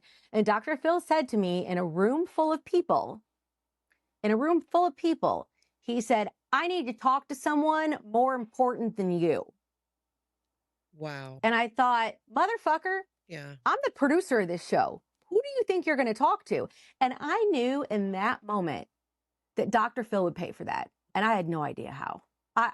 But it's like, I just have this list in my head of like people I owe shit to. And so it was like a year and a half later, I was like, man, I never got Dr. Phil back. And I saw a commercial for a show and it was like, are you in a love triangle with a cousin? If so, write the show and tell us about it. And I was like, I'm going to get on a show. I'm like, there's no way he'll remember me. Like, this was so long ago. So whatever they were looking for, I was writing it. If they're like, do you have a long lost twin? I'm like, yep, sure do. And sure enough, one day, ring, ring. Hi, this is the producer from Dr. Phil. We want to fly you out to be a guest on the show. And I was like, and I'm like, oh, and I'm thinking, what story? Like, what? And they're like, you've got a friend that's ruining your engagement and you're going to call off your wedding because, your fiance doesn't like it. And I'm like, oh yeah, that one. Okay. So I called my friend Honky and I was like, hey, because he's like me, he's just down for hood rat shit all the time. I was like, hey, I wrote in a fake story to Dr. Phil, and I need you to come on the show with me and pretend to do all this. And he's like, okay. So 20-year-old Kelly gets flown to LA with Honky. And we do the whole show. I sign all of these contracts saying I'm who I say I am and all of it. Like, I'm just signing away because Kelly doesn't think about consequences. And I'm on that stage and the lights are like, da-da-da, and like the cameras are like sweeping around on like the boom like thing. And I'm like, oh shit, I really did this. So I give this huge fake story, right? We fly home. And then the day the show is going to air, I get on the radio because I'm in morning radio. And I'm like, hey, listeners, now keep in mind, we were a national show. So we were in like 17 states. So it wasn't like some little radio show. I got on a big radio show and I said, hey, everybody watch Dr. Phil today. Wait until you see. And so it aired. All of our listeners watched it. And then the next day I got on the air and I was like, that dumb ass motherfucker isn't even smart enough to, Google his guests or like figure out who's coming in. Like, and then it was like in the newspaper, it was like student suckers, Dr. Phil, like all of this stuff. And then the next day, I got called down to the front desk at the radio station. They're like, Kelly, you got to come to the front desk. And I'm like, okay. And I go down there and I was served with papers. It was a lawsuit from Paramount Pictures. Oh, wow. No. Oh, no. Because I lied about who I was. And so then I had to go home and tell my parents, like, hey, you know that Dr. Phil thing I did. So we're being sued, but they ended up having to drop the lawsuit because they could not prove that the radio station put it up to me. So Dr. Phil was trying to sue MS Communications, but when it was broken down to like, no, Dr. Phil, you have to sue this 20-year-old white trash girl from Granite City, Illinois, who has nothing to her name but a broke ass 3-door Saturn.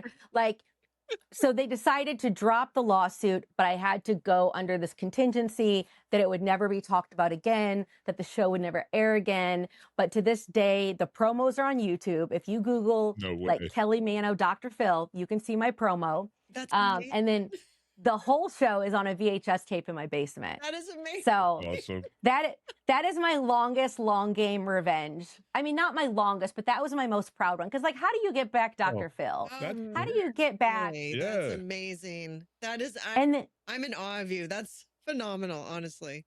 And then here's the thing.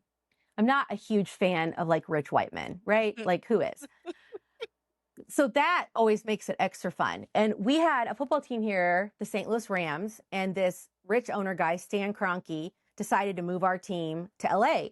And when he did it, he also like said a bunch of trashy shit about St. Louis and all this stuff. And the whole city was mad. And I thought, how can we get him back? And I found out that there's a company that will send poop in the mail as like a gag gift. It was called ipoopyou.com. And you could pick animal shit to send to somebody, and they sealed it in like a little container or whatever. I did a GoFundMe with the people in St. Louis and was able to raise like hundreds of dollars. So I sent 26 pounds of ram shit to Stan Kroenke's home address, like delivered by FedEx to his home front door. And then I got a call from Stan Kroenke's lawyers, but it turns out it is not illegal to send shit in the mail. Yeah. Especially animal shit, I would assume. Yeah, right? Nope. And it was properly packaged. Oh my God. Amazing. Amazing. And there's one more revenge story that I love to tell on stage. And that is, I went to a wedding about 10 years after high school. And I woke up that day and I had the worst strep throat of my life. Went to Walgreens Take Care Clinic and they're like, yeah, 102-degree fever. My tonsils are swollen. They're full of pus. But this was before COVID, so we all just went everywhere sick. Nobody cared. So I still went to the wedding, and I was sitting at the ceremony, and I was like, God, I hate that I'm sick on this wedding day. Like, this was going to be a fun day. Like, why do I have to be so sick and have strep throat on this fun day? And then we got to the reception, and I saw where I was seated. I saw where I was seated, and at the table next to me was this motherfucker who had it coming from me for about 10 years because he was the biggest bully in our high school. And he wasn't just mean to kids on his level. He was mean to like defenseless kids.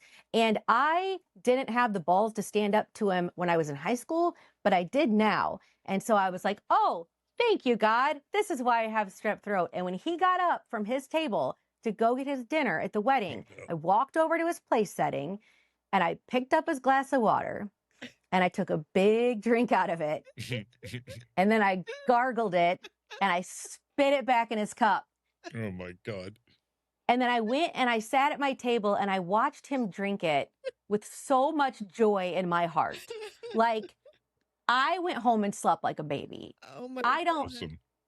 It's like God was like, I'm going to make her a complete psychopath, but he didn't finish it. He like stopped it short to where I can do these really crazy mean things if it's vigilante justice.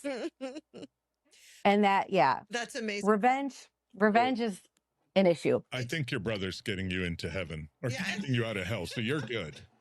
Well, that, and I'm also like a savior to animals. Like, I save animals all the time. And there you go. I have never in my entire life bullied anyone. I've never been the asshole first. I have no problem being social media famous or whatever, because everything I am is who I am. Yeah. Like, I don't have any secret racist tapes of me. I don't have people that are going to say I bullied them in grade school. Right. Like, it didn't happen. I've always known who I was, and I've always been the same person. I just did a show in my hometown as a benefit. And that's just what I heard over and over again. It was like, Kelly, you've not changed at all. So I can tell stories about me being mean, knowing that every time they deserved it. Yeah. And you know. It's almost like a superpower. You're like, you called it vigilante justice, but everything you've done, you're almost have done it representing the greater good. Like all the people that Always. guy bullied, you got back at him for that. So your intent is You have to positive. You have to be a local hero amongst Rams fans. Oh my God. I was in Maxim magazine. I was in Sports Illustrated. Like that story went nationwide. And I'm like, that's amazing. Now, when you were at the radio station at 20, were you still in college? No, because I was really young for my age. I was like really smart when I was younger. And so they also pushed the date back. So I graduated. Oh, wait. Okay. So I turned 21 my senior year of high school, or my senior year of college. So I had to have been 21 when I did the Dr. Phil thing, not 20. Okay. So was that your first job out of college? Yeah. And so morning radio. Is that what you got your degree in? I went to school for like radio television, and I always wanted to do morning radio. Like that's where I belong today. This social media thing is just a hard right turn, because what happened was radio turned into this big conglomerate business where, one company owns half the stations in St. Louis and one owns the other. Everything is voice tracked now. The same DJ does 7 different stations. Radio is not what it was when I was growing up and wanted to be in it. And so, I belong doing morning radio.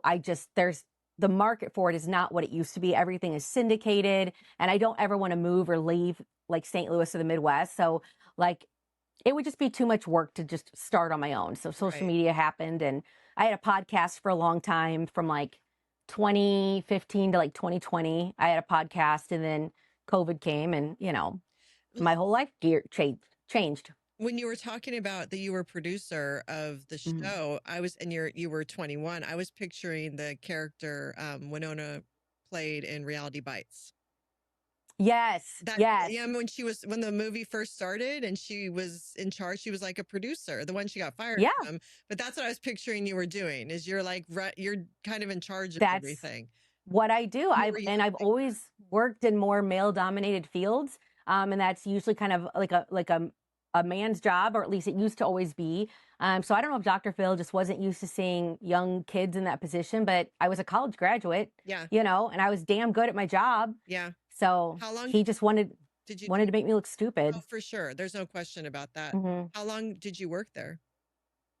For CBDC, I think 3 or 4 years. We got fired a lot because they would say stuff on the air and we would get fired. And so then I started working for other radio stations, just doing on air, talking in between the music. And then I started having babies, and I was like, oh, I need a job that pays more than McDonald's, because radio doesn't pay shit. Okay. That was the other problem, was it's so hard to make a living in radio anymore. Okay. So you met, I assume, the father of your children. When did you meet him? So Jimmy was my husband for 20 years, and I met him because he was the other producer of Stephen DC. Okay. I started as an intern and then became the assistant producer with him. So we met in morning radio. Okay. And how long did you guys date before you got married? I think like 2 years, 2.5 years. I really wanted kids. So I was like, excuse me. Yeah. Shit or get off the pot.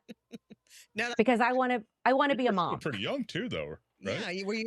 I was so young, but I didn't think so. Yeah, because my mom had me at 19. Yeah, I thought I was going to marry my college boyfriend and I would have babies at 21. Yeah, but he left me because God told him to. So, so now you're. So I met. Hey, let's go, Jimmy. Yeah, I'm not. So I met in this one. Yeah. I'm like, hey, what are your thoughts on God, and how often does he talk to you? Because this is kind of important. Did you have all your kids in your 20s? Yes, I had all my kids in my 20s. So I had 3 kids in like 5.5 years. Okay. That was crazy. Okay, yeah. So you went boom, boom, boom. What are they? Yeah, 2 years apart? Yeah, they're all about 2 to 3 years apart. I would have had more. It just wasn't in the cards. So I had lost a couple pregnancies, and then after the third one, I just wasn't getting pregnant. And I was like, well, I guess I'm just supposed to only have 3 kids. And I always thought that I would adopt because I always said that I wanted like 10 kids. I like kids more than adults, like genuinely. Like in my heart of hearts, I would rather hang out with kids all day than adults. So I wanted more than 3 kids. And I always thought that I would adopt. And then I realized that the adoption system's just very difficult to navigate and very expensive. And I haven't completely ruled out fostering. Once my kids get a little bit older, I would love to foster teenagers, stuff like that. Kids are awesome. How did it change your life when they handed you your first baby, when you became a mother? Well, I got thrown into motherhood in a very strange way because so I had a very healthy pregnancy with my son. But then when he was born, he had a very traumatic birth. I won't go into too many details. The ladies will know what I'm talking about when I say I had a 4th-degree tear and an episiotomy. Goodness. It was the hardest birth ever. And he had a stroke when he was 3 days old. He had a blood clot in his brain. He was having seizures. He went straight to the NICU. So I was 23 years old and a NICU mom, and I had this completely healthy pregnancy. And now they had my newborn in a medically induced coma, and they gave him a 50% chance of survival. And when shit really went down, I watched them do CPR on him. And I remember in that moment thinking like, God, if you get me out of this, I'll never stress about anything again. Like there's nothing worse than this. They just wheeled my son out, who was 3 days old, doing CPR on him. And he was in the hospital for a couple weeks, was able to come home, attached to a bunch of monitors for a couple months. And then they finally cleared him of all health issues around like 18 months old. Oh, wow. And so it was just this crazy, like unexpected. So I remember them handing me that baby and just being terrified. Yeah. Like I remember sitting at home and he was like in the swing and I was on the couch and I'm like, nobody's coming to get him. Like I'm not babysitting. Like nobody's coming to get him. And my husband will be like, call me. He's like, how are you doing? I'm like, I'm scared. He's like, of what? I'm like, the baby. I'm like, it's always here. Well, not just that. I mean, because that's a normal mother reaction of like, shit, I'm the mom. Like, I'm the mom. Yeah.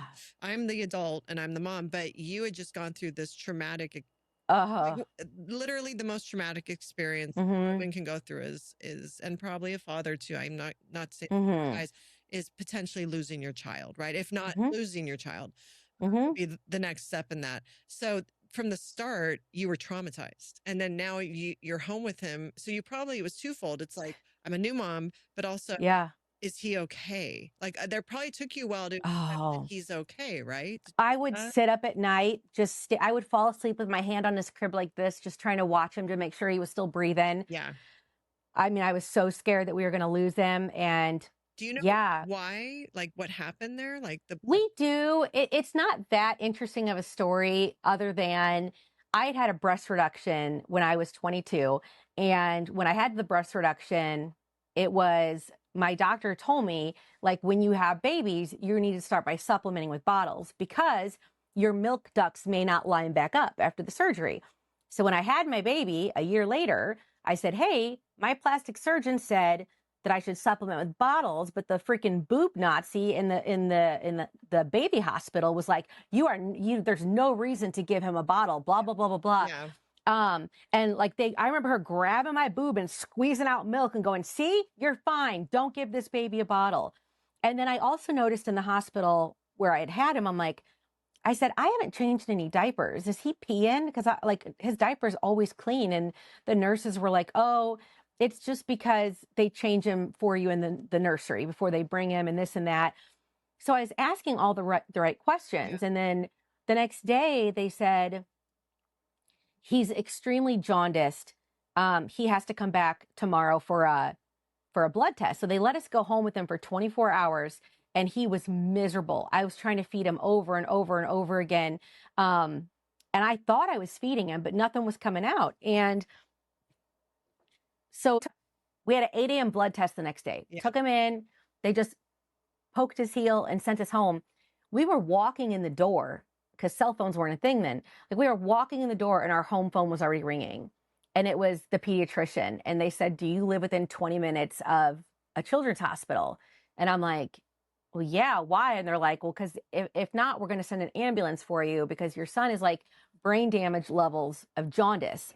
So basically, he was born and starved for like 48 hours because while the boob Nazi would squeeze my boob and a little bit of milk came out, nothing was being produced because once he was in the NICU and they made me go pump, nothing was coming out. It would be like 3 or 4 drips and then nothing.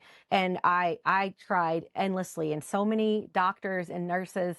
Yeah, I look back again at young Kelly, who was like, hey, why don't I have any wet diapers? Why, like, I was asking, like, hey, my plastic surgeon told me to supplement with bottles, but then I just let other people tell me what to do and didn't go with my own gut instinct. And that was probably the last time I ever did that. Well, so, and that's how it was back then too. Like they would never walk up and grab a woman's boob now and just squeeze it like that. Like you just can't do that now. The way we were treated, it's horrible. Mothers is horrible, and we weren't raised to question doctors, question nurses. You're just like to shush, and then I'm sure that totally changed for you after that. You were like never again. And now, what about with your daughter? Didn't get revenge on them, right? No, the hospital didn't burn down mysteriously, or no, but I did try to fight a nurse, and I knocked her lunch out of her hand. And whenever because there was some things that went wrong at the hospital too.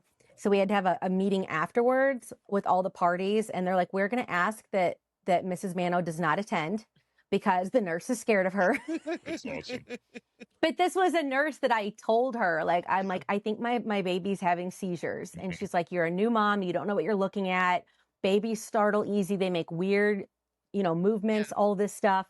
So I was failed by a lot of people. And I look back at young Kelly and I'm like, no, tell them to fuck off and that you know what you're talking about. So, but they were gaslighting you, and we didn't know. We weren't empowered. You wouldn't have been empowered. Now, when you had your daughters, was it different?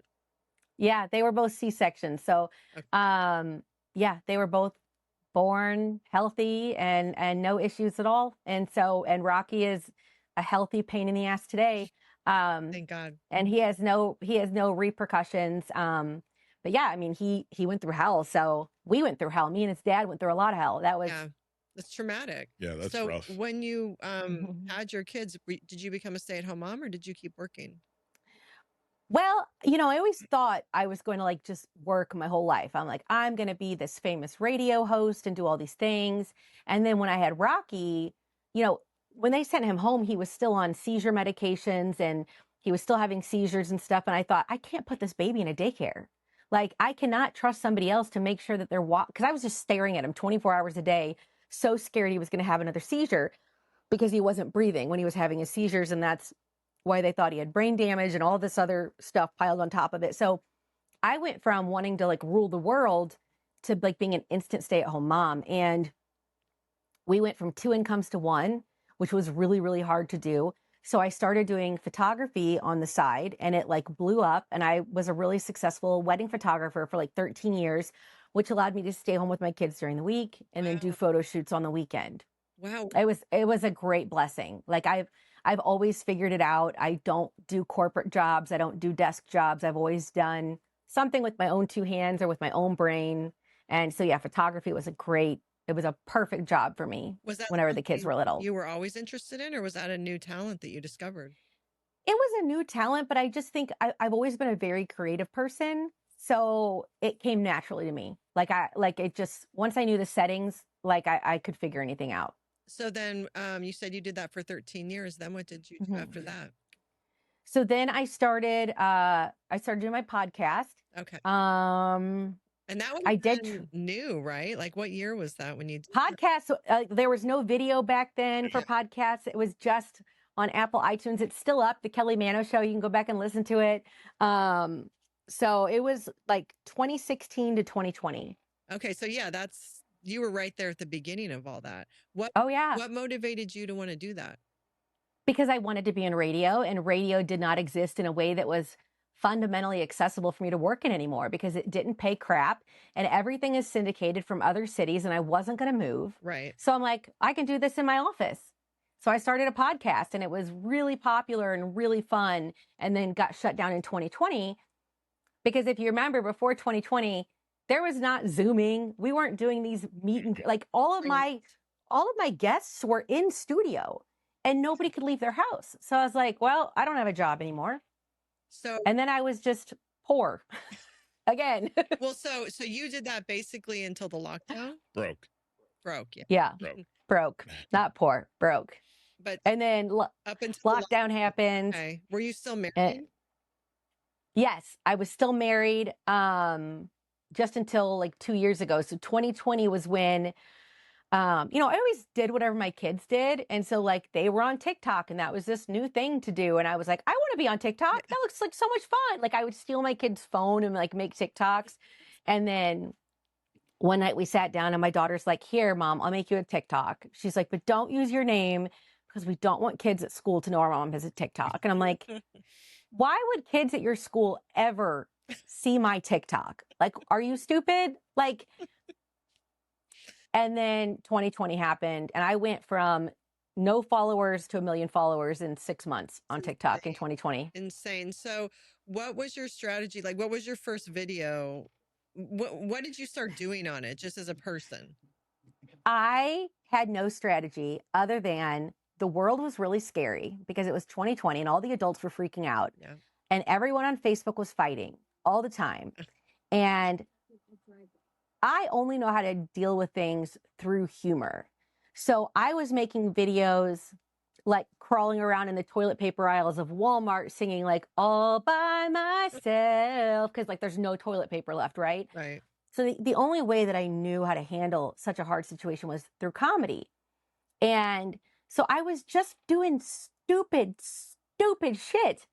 And it was, a lot of it was making fun of COVID and like not knowing how to handle it. And then I would try to share that like on Facebook and it would go over like a lead balloon. Like all of the good adults were like, this isn't funny. You're the problem. Like, oh, everybody hated me. And I was like, I'm just going to hang out right here with the kids then. And I literally spent all of COVID doing stupid dances with my kids and like making up characters. And I came up with this concept of like a homegirl hotline where like if you need some hood rat shit handled, you call a homegirl and they show up and do it, which is like based on my true life because that's how I lived it. Right, like I would have called myself and been like, hey, this person did a bad thing. I was just doing dumb shit. Yeah. I certainly wasn't doing Gen X stuff. I mean, Gen X was part of my personality because I am Gen X, but like, that was not what it revolved around. It was just, and still my content today is not all Gen X. It's just everyday bullshit. Yeah. I think especially at that time, again, you brought, for those of us that were adults, we weren't even on yet. I think I got on mid-COVID, but a lot of adults weren't on there yet. I was arguing on Facebook. Yeah, Yeah. I was Yeah, but you brought humor to a situation for others. That's probably what it was you were the balance, the balance of the heaviness that was going on in the world.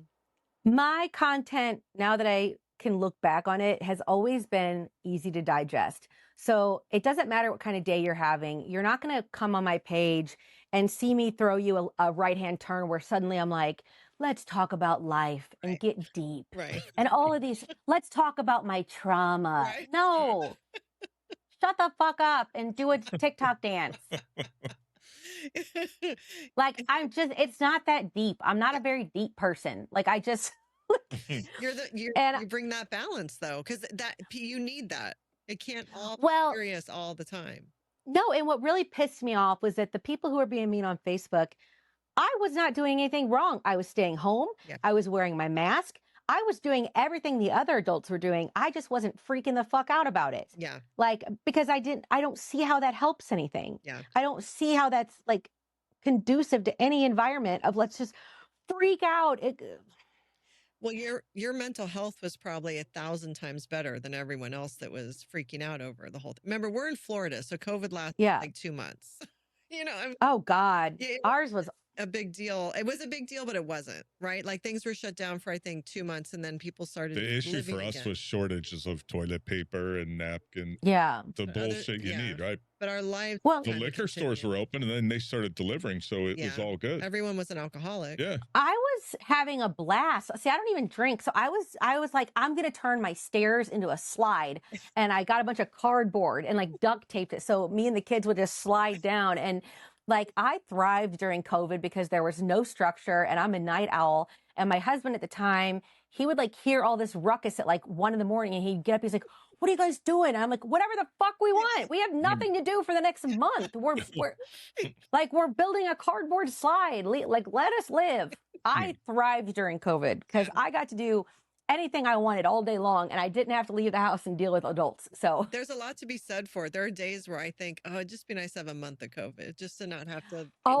We should do a 2-week COVID break every year between Christmas and New Year's, because that's when everyone is sick and everyone is tired. We need to do a stay home for 2 weeks every year, Christmas to New Year's. I love that. I love that. It's announced here first. I love that. Like, pretend it's COVID for the next 10 days. Go. Yeah. Perfect. Now, so you said in 6 months you hit 1 million. What was that like? It was crazy because like my social media had always been popular. Like, I knew that I was funny. Everything I did on Facebook always got a ton of comments. And I had been like a mommy blogger for a while. That was even a thing where I'm like blogging about my kids, like potty training and stuff. So I'd always been a good writer. I'd always been creative. I was good on the radio. So transitioning that creativity just to videos was like, okay, well, this is fun. Like, I get it that I'm funny, but like, I didn't get the hype. Like, I still don't get my hype. I have the worst imposter syndrome of anybody on the planet. That's why I didn't want to do this podcast today, because I'm like, I'm horrible to be interviewed. I overtalk, I interrupt, I ramble on. Like, I don't get it. I've never gotten it. And, you know, it was crazy because then we all started coming out of our houses in like the summer, and all of a sudden everybody knew who I was. Yeah. Because when we went into hiding, I had no followers, and now I had 1 million. Yeah. And it was crazy, but it was fun. And my kids were both horrified and really proud of me. They still carry that type of balance today. But did you do anything to mark the occasion that you were at? Yes.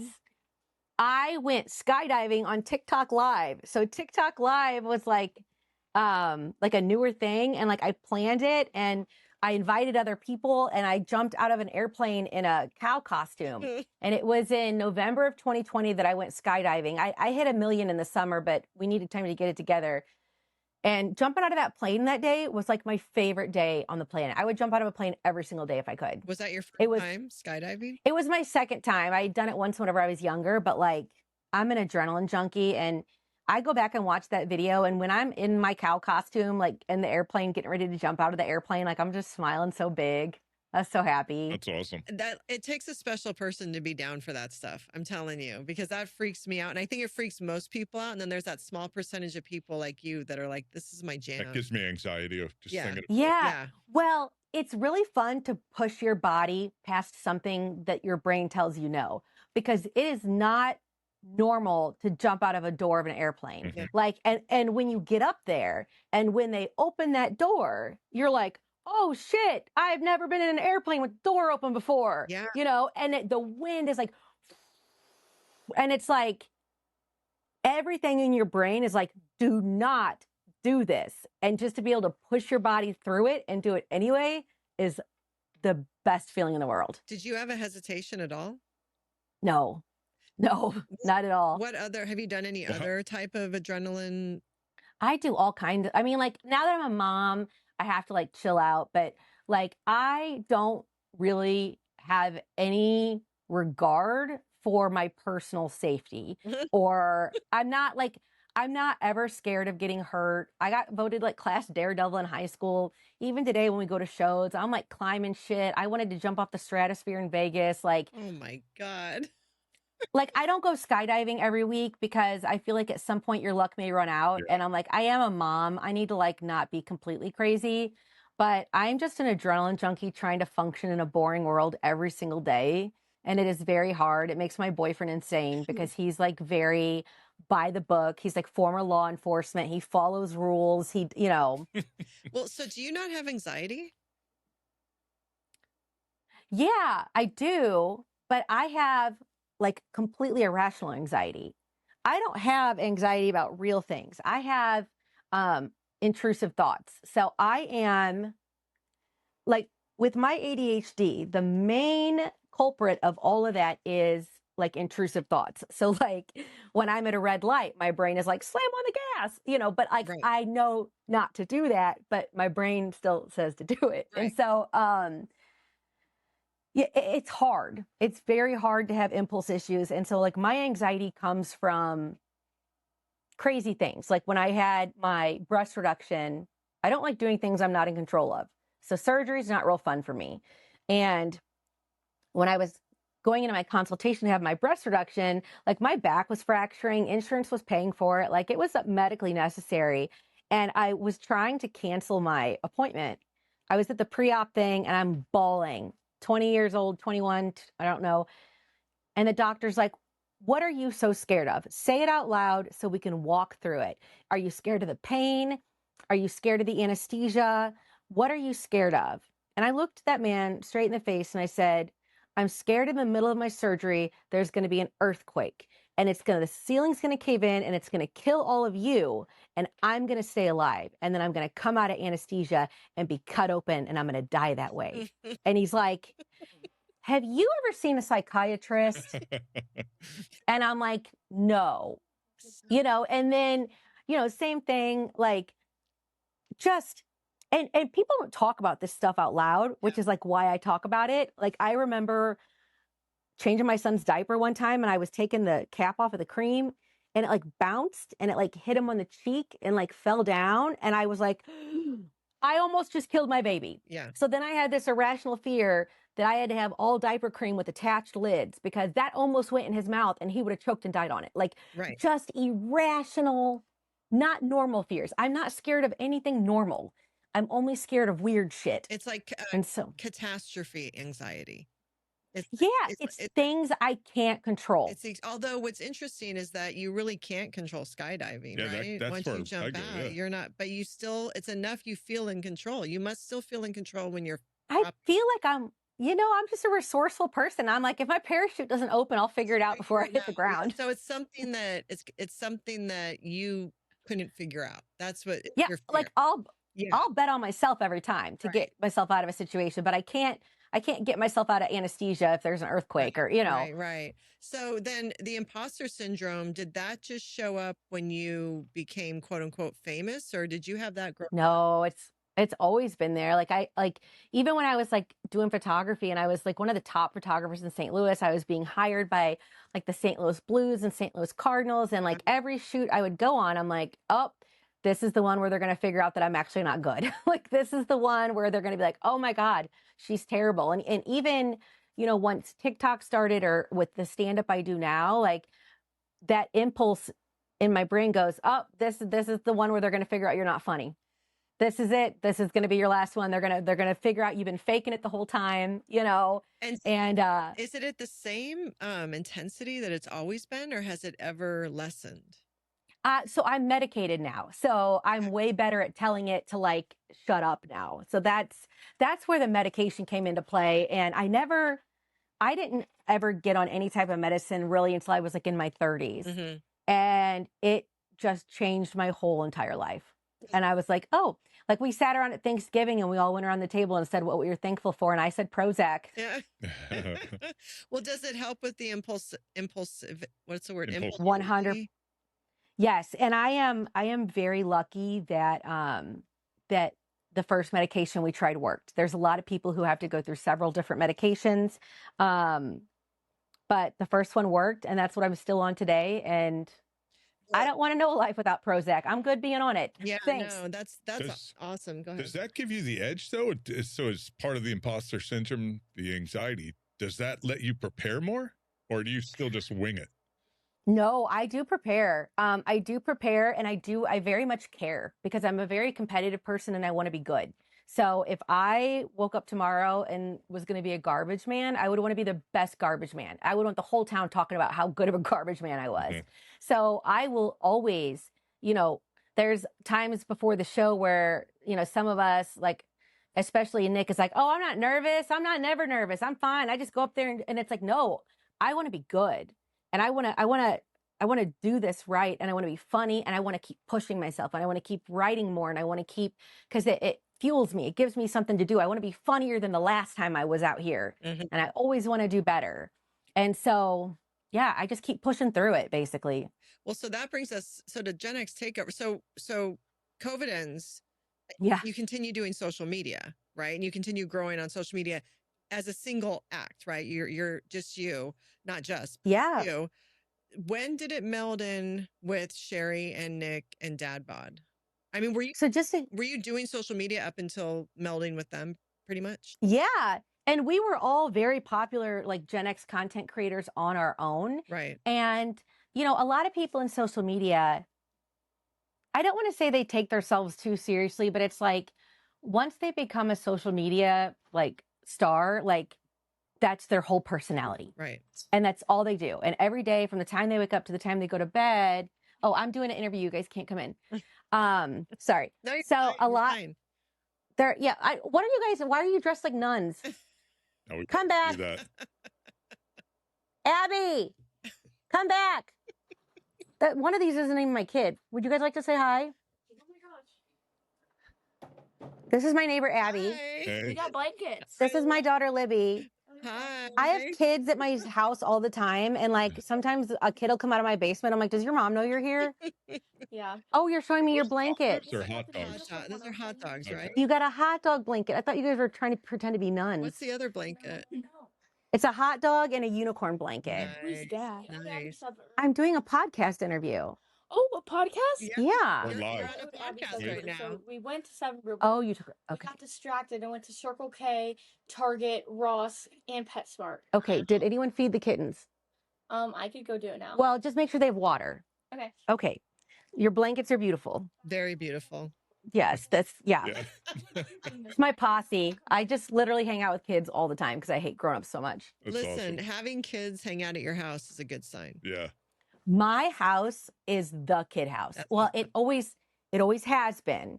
Because again, I let kids be kids. I let them be weird. I let them shotgun Mountain Dew. I let them like they can bounce off the walls, and I don't own anything real nice, so they can act crazy here. I live on an acre, but what I was not prepared for, and this happened with all three of my kids, is that this was the really fun house to hang out in. Because I was always home and I was always down for whatever. If they wanted to go to like the grocery store in funny costumes at midnight, I'm like, let's go. Yeah. You know, I was always the parent that was there. But then we reached a point where the kids started wanting to do things that I wouldn't allow. They wanted to drink. They wanted to have sex with boys. They wanted to vape. They wanted to. And they knew they couldn't do that at my house because I would never allow it. Yeah. Because while I might be the cool parent in a sense of like personality wise, I'm certainly not a cool parent in that sense at all. And so my kids would like lose a lot of friends right around like their sophomore year of high school because they realized, oh, well, Kelly's always home.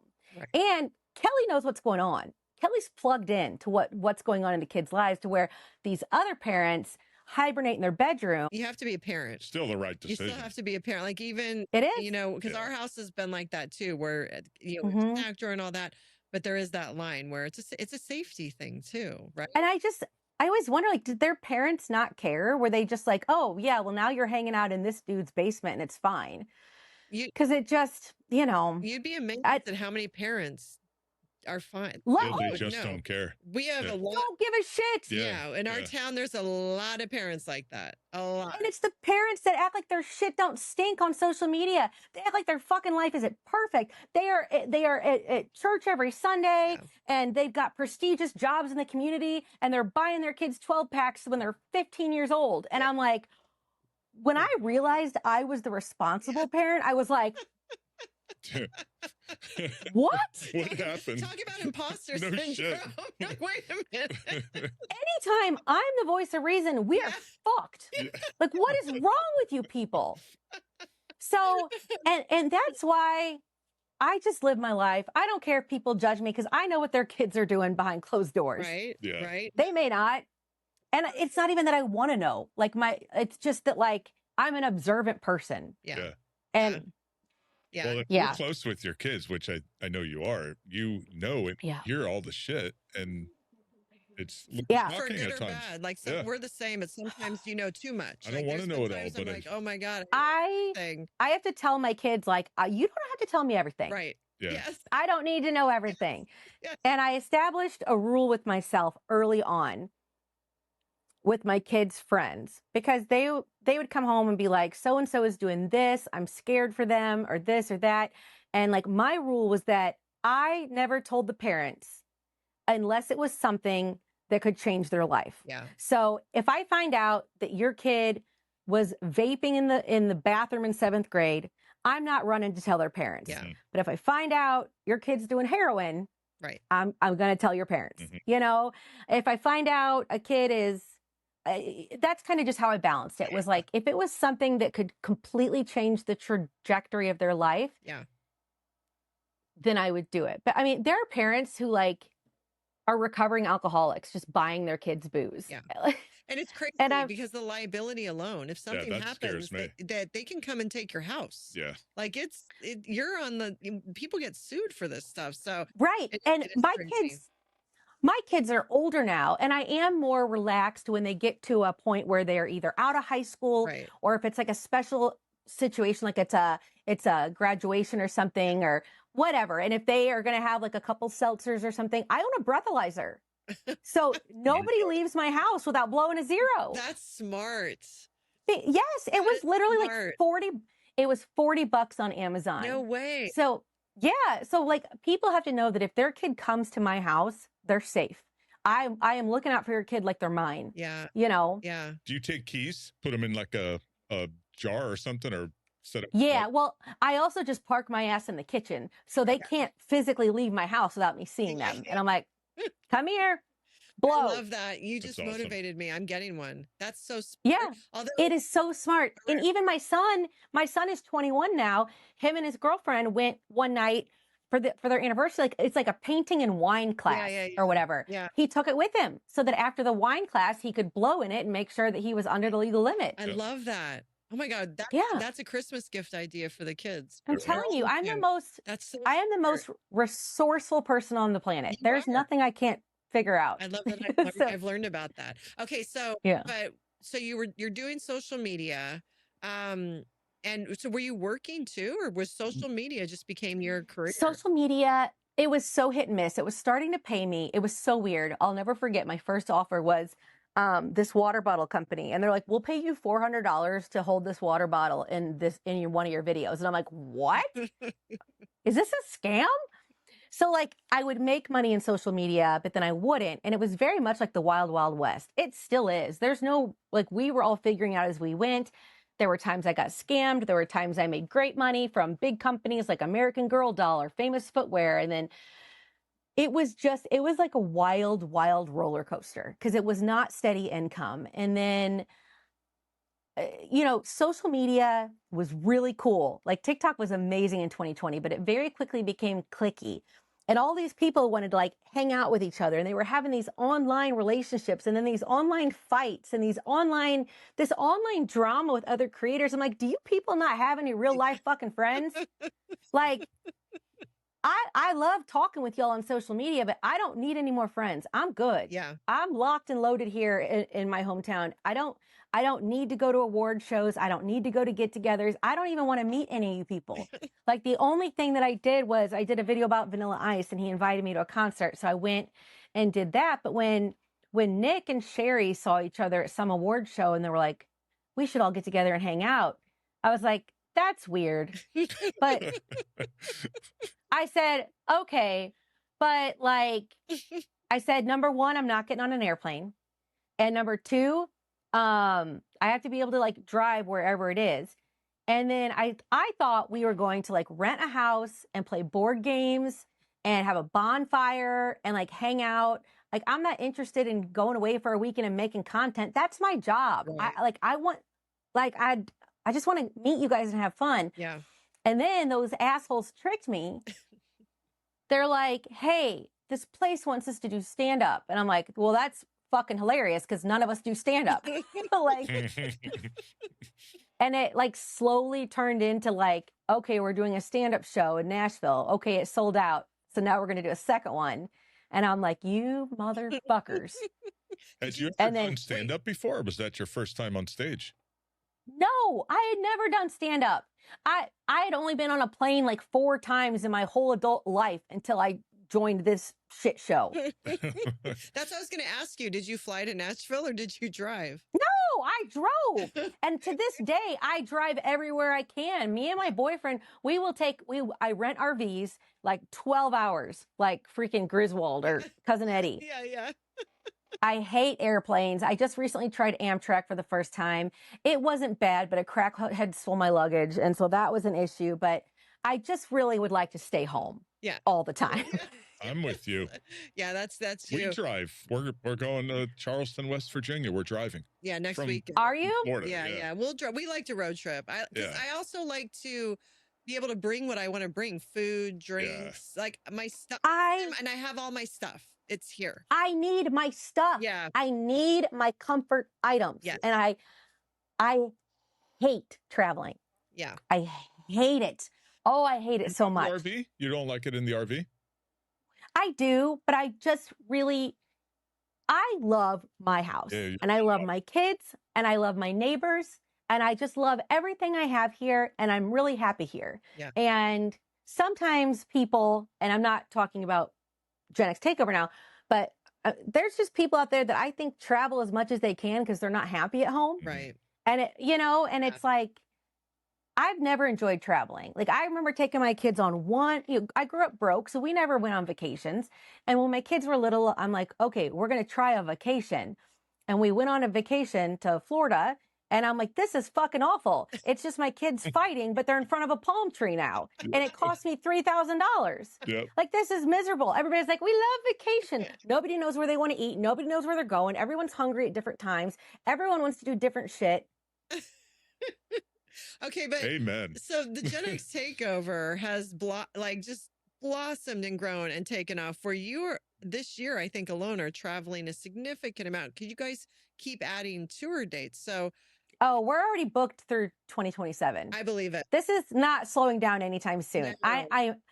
But I am doing it with a smile on my face for a couple of reasons. Number one, because I have no interest in being like any more famous or making any more money than it takes to just pay my bills. Right. I am thrilled if long as I have enough money to pay my bills and put a little bit in savings and take my kids to a baseball game or not stress out about groceries. I'm so happy. Like money is not important to me at all. How are you coping with the travel? Like that's your reality now. So I cope with it because I know that I'm not naive enough to think that this doesn't have a shelf life, right? Like the blue collar comedy tour didn't last 30 years. Like when something is this hot, it is going to steamroll for a couple of years. And then what's going to happen is everyone's going to start ripping it off, which is already happening. And by the time they've figured out the equation and are even mildly successful at it, we're going to be done and on to the next thing. Because the GenX Takeover, we're already planning things in the future that are not comedy shows. And so I know that this has a shelf life. I know that it does. And if I don't do it now, I never will. And then number two, I owe a lot to the people who have supported me all of these years. And I think about the person in the audience who has followed me since 2020, who has a parent dying of a terminal disease, or has a kid being bullied at school, or they just got fired from their job. And it's like, we all just need a fucking night to laugh. And if I can provide that, that is what I get back from it. I don't get excited about the fame. The big audiences are great. They're fun and I feed off of them. But I'm always thinking about the person who just for those couple hours didn't have to think about all of the other shit going on in their life. So I am honored to do it because of them, but it will not be forever. So this is, I have a retirement plan. It's finite and you're almost viewing it as you're serving, right? I mean, you're 100%. Yeah. And I think that intention probably helps significantly with just the mental health of the whole thing, because that's a lot of energy to accept from people. And you guys do meet and greets. So it's not just we do performing, but then these people are coming at you that it's probably like, one of their bucket list things is just to meet you, and it's all positive, but you still have to It is. absorb that energy, and could be very exhausting, I would imagine. Yes, and it's a lot of trauma dumping. It's a lot of, you know, I mean, people have looked me and Sherri like square in the face. This one lady and said, I would have blown my head off if it wasn't for you guys. Like this, you know, and they're dead serious, and I know what they mean. And I don't take myself seriously, like, oh, I'm out here saving lives. Right. But it's just that little glimmer of like, okay, maybe life can be normal again one day. Like when my dad was dying of cancer, there was this one radio show that I'd listen to every day. And like every day I would turn it on. I'm like, okay, please be funny. Please be funny. Please be funny. And the show would be hilarious. And I'd be like, okay, for that hour, I didn't have to think about my dad dying. Yeah. So if they can come to our show for a couple of hours, I can bitch and complain all I want about the plane ride there and the hotels that we stay in and the long car rides.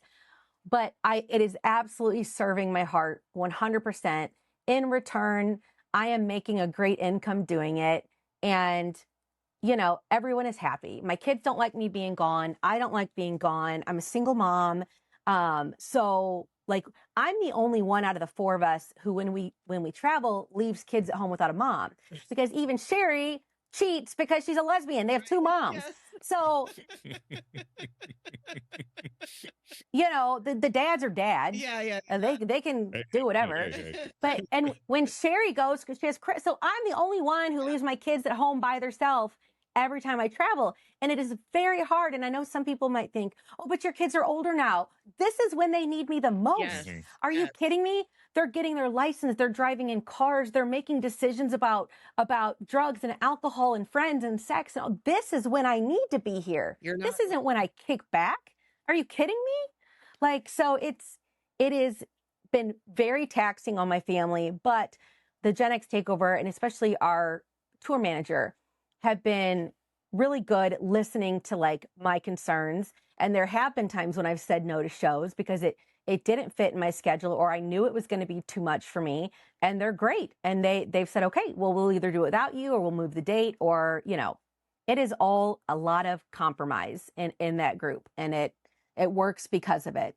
No, it's amazing. I'm sure it's a lot. Everyone has their own boundaries and their own limits. And so it's just those moving pieces, and it's still figuring it out where you guys can serve your fans. And because it isn't because people that have these extreme situations where you are literally changing their lives, but Gen X as a whole, right? Like we went through it, and we didn't know we were all going through the same thing. So we all thought we were the only ones. It was a very isolated experience for those of us. And trauma's up and down, right? There's people that were their parents beat the shit out of them, to people, kids who just like had a very extreme latchkey experience and were very lonely. But so the trauma, whatever you experienced, it's on different levels, but we didn't know we were all having our thing, whatever it was.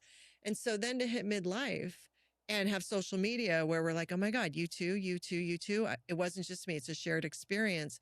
And then to go to one of your shows and it's just like being seen, like you feel seen, and everyone is like nodding their heads like, yes, and feel understood. And for a lot of Gen X, that's the first time in their lives they're feeling that way. And so you're giving a reprieve to these extreme situations, but also just to regular Gen Xers who are like, oh my God, there's a space for us that you guys have created, which is so important. But the only way you guys can continue to have the energy to produce that is if there's boundaries within your own personal lives, or someone's going to burn out. Oh, 100%. And we talk about that a lot, because there's some of us in the group who, sorry, my hair is making me crazy. I mean, some of us in the group would travel as much as possible and do as many shows as possible. And then there's people like me that's like, hey, I'm not leaving my kids more than twice a month. So you got me 2 times a month. Tell me where I'm going. I'll show up and be funny. But I'm not, you know, I'm not interested in, I don't know. I'm just not interested in some of the same things that they are, in a sense that like a lot of them, they grew up like in normal families, kind of. Well, they're all more traveled than I am. Right. So they're like, well, we want to do this gig. It doesn't pay well, but it's such and such. And that's a legendary building. And I'm like, I don't give a shit. They're not paying us right. I don't give a shit. But they want that clout of like, well, we played this, or we sold out this, or we, you know. Right. So I have to kind of like play along and be like, okay, like, I don't care, but I'll come, you know. So do you think growing up, the way you did, and like you had said, your family was broke, and so there wasn't a lot of traveling. None. That is the root cause of probably why it's uncomfortable for you. 100%. I would do stand-up shows. I would do 100 stand-up shows in a row if I was at home, but I don't like the traveling, and I don't like, depending on like the venues and stuff, a lot of times like they'll provide like the hotels and stuff. And so like we stay in a lot of like 5-star hotels, and I'm miserable because the people are so weird. Like the guy at the front desk, like, I don't know, like there's customer service, and then there's like psychoness of like, Miss Manno, if you need anything during your stay, like a unicorn with roller skates, just call me. And, you know, I was in San Antonio recently. There was a fucking Peloton in my hotel room. Oh my gosh. And I'm like, oh, we rich.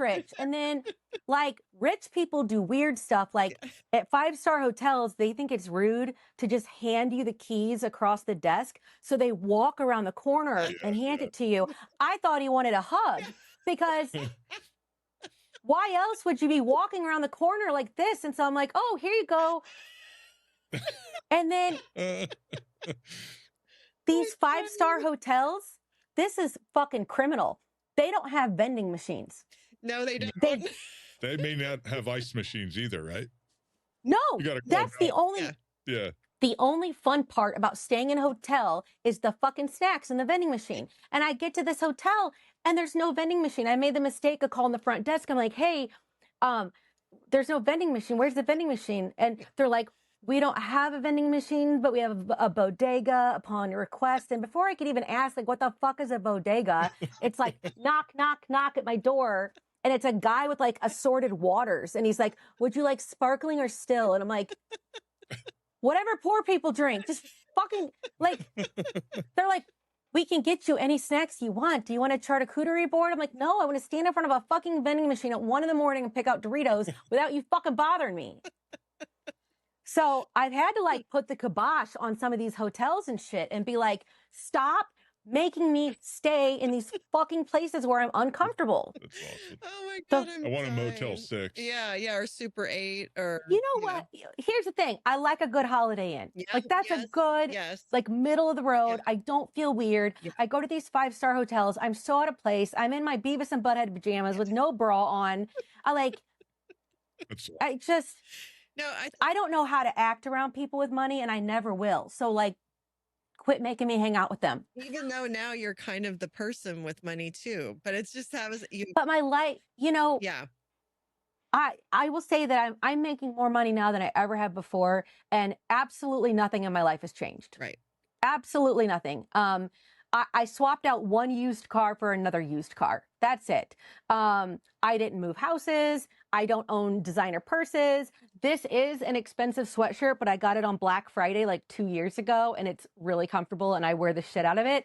But like, my daughters are not walking around in Lululemon pants with Stanley cups and like all of this bullshit. Like, I am unimpressed by all brand names. Like, I walk in Lululemon and I start to like choke on my own vomit. I'm like, get me the fuck out of here.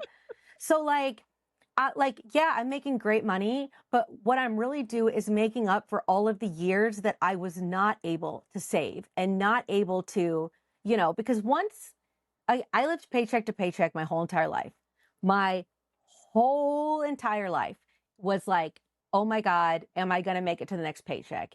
And for the first time in my whole life, I am at a point where I know I can pay my bills. I know I can put money in savings, and I know I can take my kids out to dinner or go to a baseball game or something, you know, small. And it is the biggest blessing on the planet. I almost carry guilt with it because I think of all the people that don't have, you know, what I've been given. And sometimes I'm like, where did this even come from? Like, I'm just making stupid videos on the internet. Like, there's people out there like putting roofs on and digging ditches that deserve this money, not fucking me. And so nothing in my life, I could win the lotto tomorrow and I'm not getting a new house. I did refinish my basement and I did it in cash. So like, I don't need material things. You know what? The one time Puff Daddy was right was when he said, more money, more problems. That's true. That's true. And because now I'm dealing with taxes and shit. Yeah. But you know what? You're rich because of the decisions you're making, because it's real. It's not funny money. It's not debt. No. What you're doing is real and it's secure, and it's also going to secure your future. And that's truly rich. That's truly, because it's the real deal. And you earn it because it's your talent, and you're using it again with good intention. You're making people happy.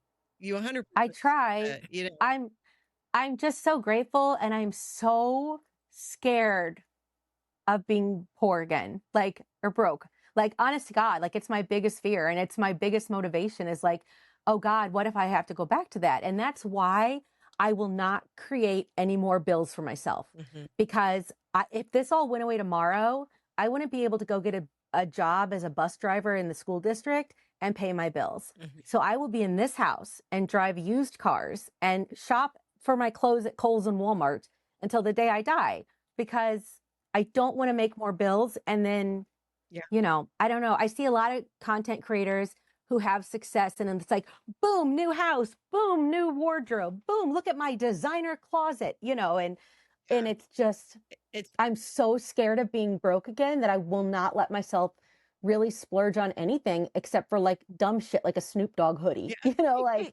No, have you let yourself enjoy where you're at though? Have you kind of taken inventory of like, man, you just said it, you feel real blessed, right? But have you kind of just sat back and like, man, this is amazing? I do, because number one, when I swapped out my used cars, the car that I bought is a pink Barbie Jeep, and it's just, oh my God, it's got eyelashes, and it's the greatest thing ever. That's awesome. And then it is also like taught me, last weekend, I took my daughter for her very first orientation for college, and we took the Amtrak down there, and I put my luggage in the luggage rack. When you get on Amtrak, like, you put it on this like luggage cart when you come in. And while we were on the train, there was this lady that was like strung out on drugs, like total crackhead, walking up and down the aisles, bothering passengers. She was like bothering everybody.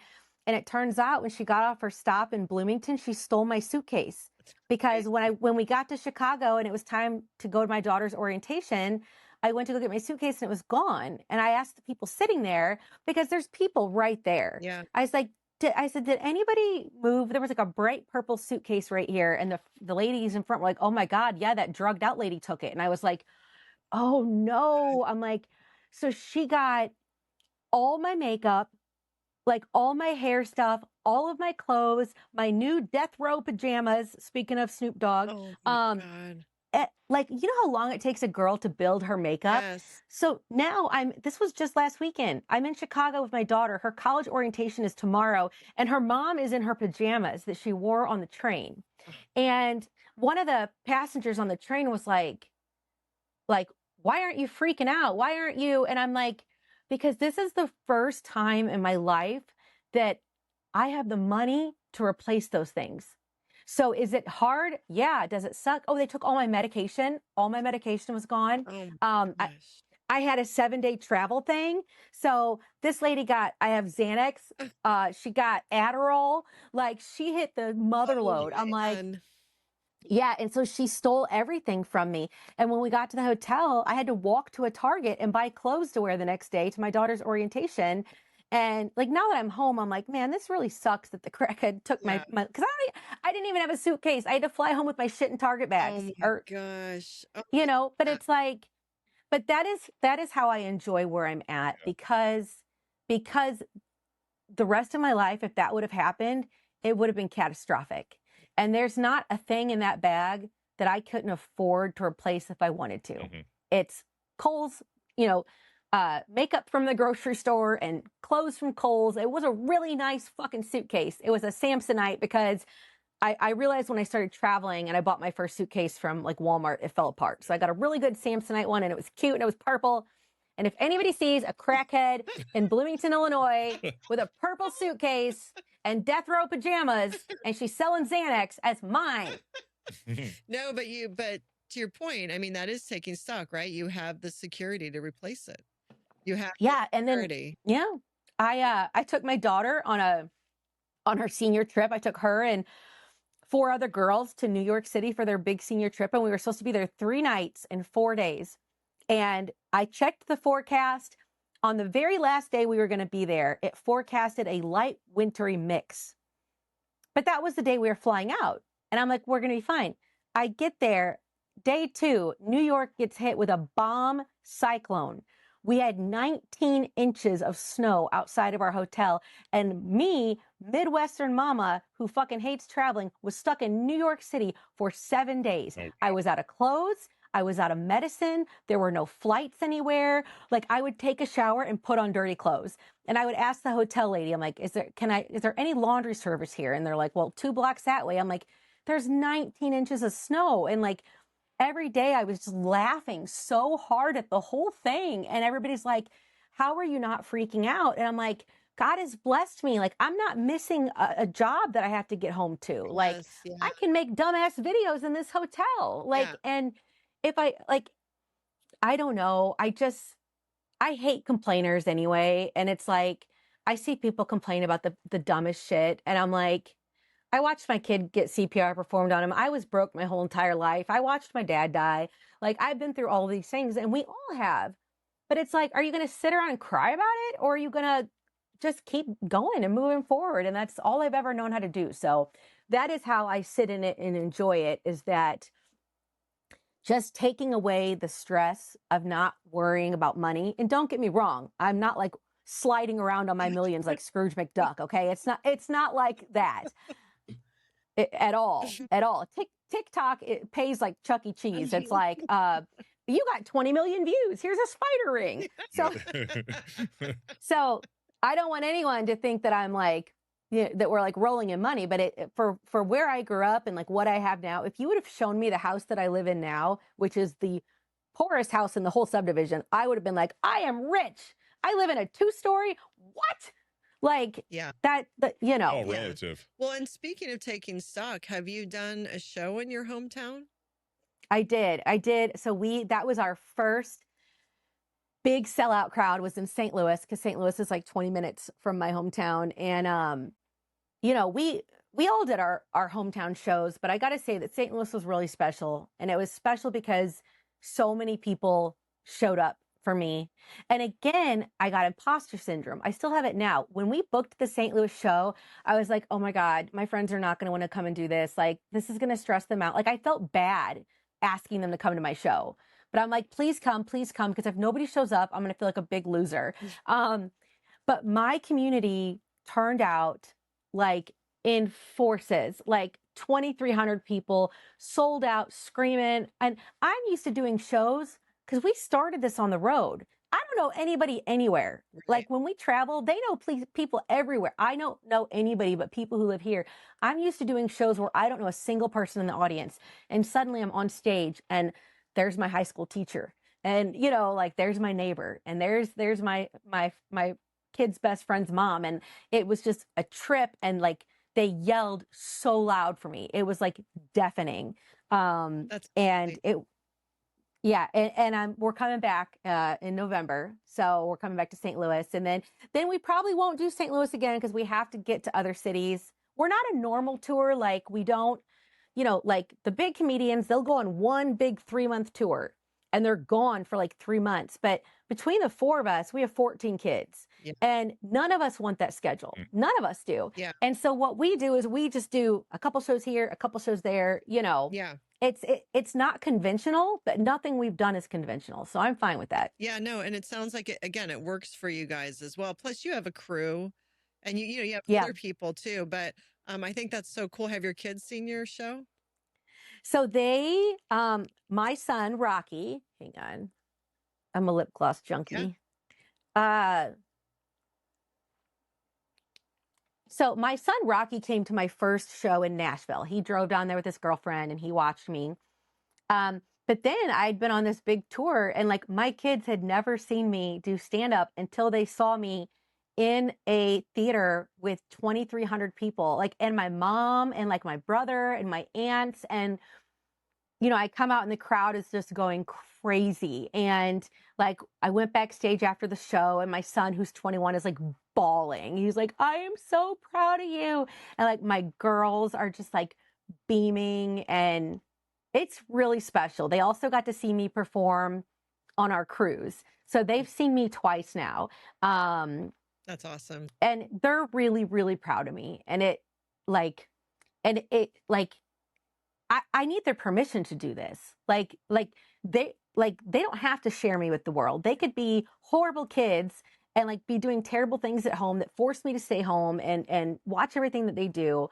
But it's like, you know, I always tell people, like, if you see my kids, just tell them thank you. Thank you for sharing your mom with us. Because if my kids say don't go, I wouldn't go. Yeah. I'd stay home. Yeah. So they're the ones that encourage me to like go do it and push my dreams. And like, you know, I won't miss any of their big things. If there's homecoming, prom, graduation, shows come second.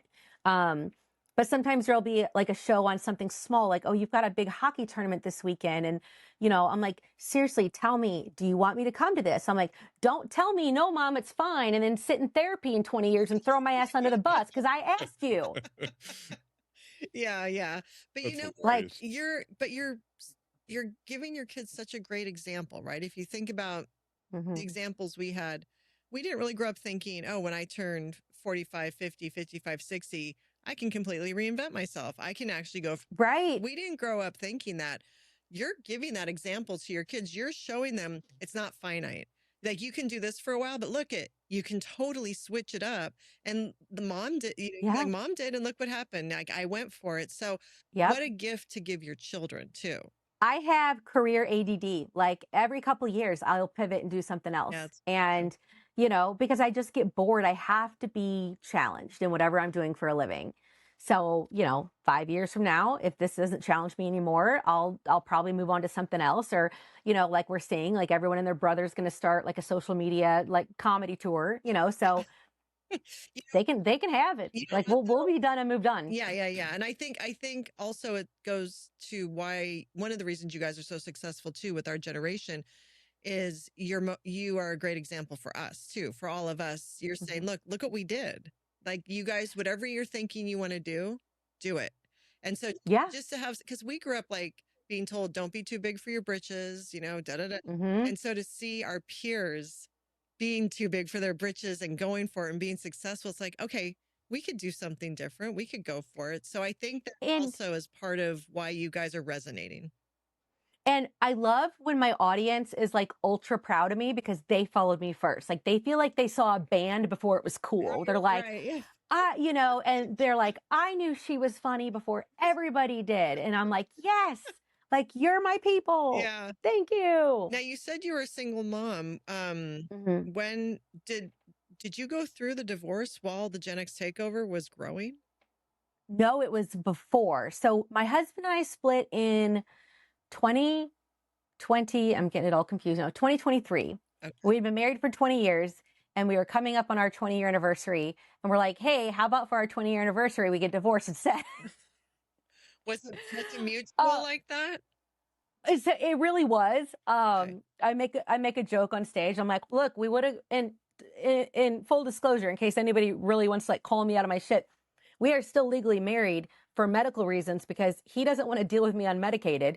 And the health insurance like world is so fucked up in the United States that, you know, he and I have both moved on. We haven't lived together in years. We both have other significant others, and we both 100% plan to file and get this divorce done in about a year and a half, because our youngest, we needed to stay together until our youngest got to like her senior year of high school. So they didn't make her switch high schools or, you know, because I'm probably going to have to sell this house and all this stuff. And when we split, so we're still legally married, but it's literally just for insurance and just for our kids. Like our life insurance are still in each other's name, because like I say that I'm a single mom because I take care of everything in this house by myself every day.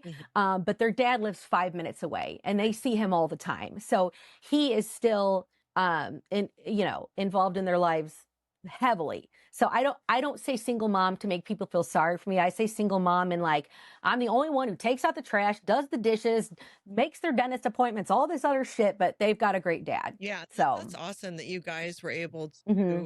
to have such a great co-parenting relationship for your kids too. And we could probably write a book on it. Like if I'm being honest, because it was, you know, without going too much into like my husband and I's personal upbringing, we both have experience with living in houses with adults who hate each other.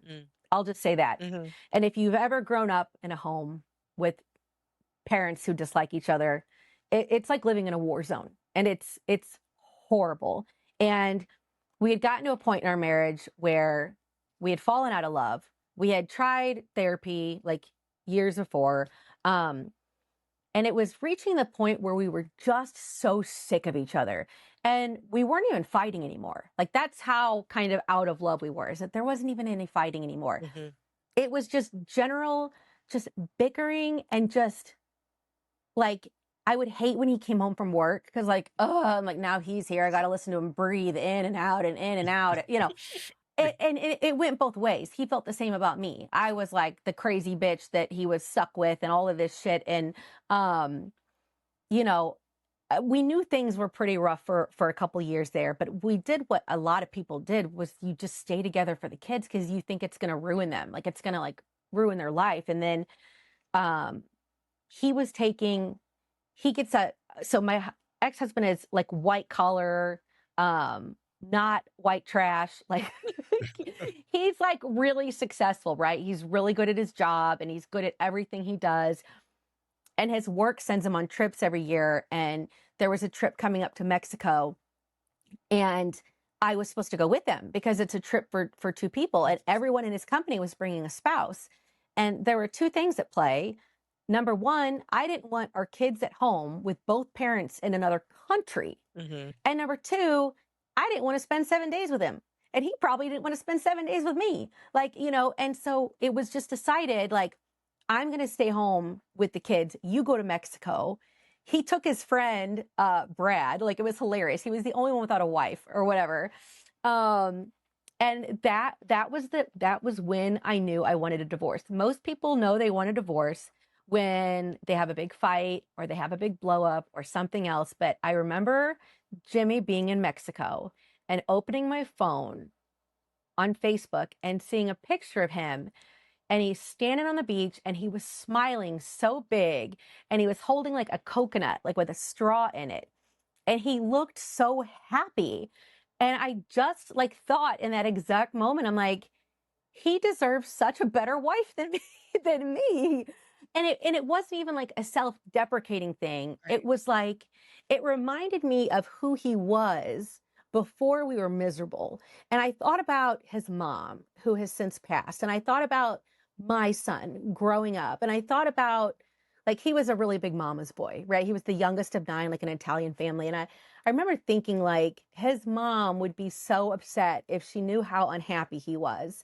And I just looked at this picture of him, and he looked really handsome and he looked really happy. And he's on this like successful business trip and he's doing all of these great things. And we just didn't fit in each other's lives anymore. And I'm like, I'm holding him back from so much happiness. And that was when I knew, like, I wanted him to get back. I didn't want him to just be smiling when he was away from me, like in Mexico.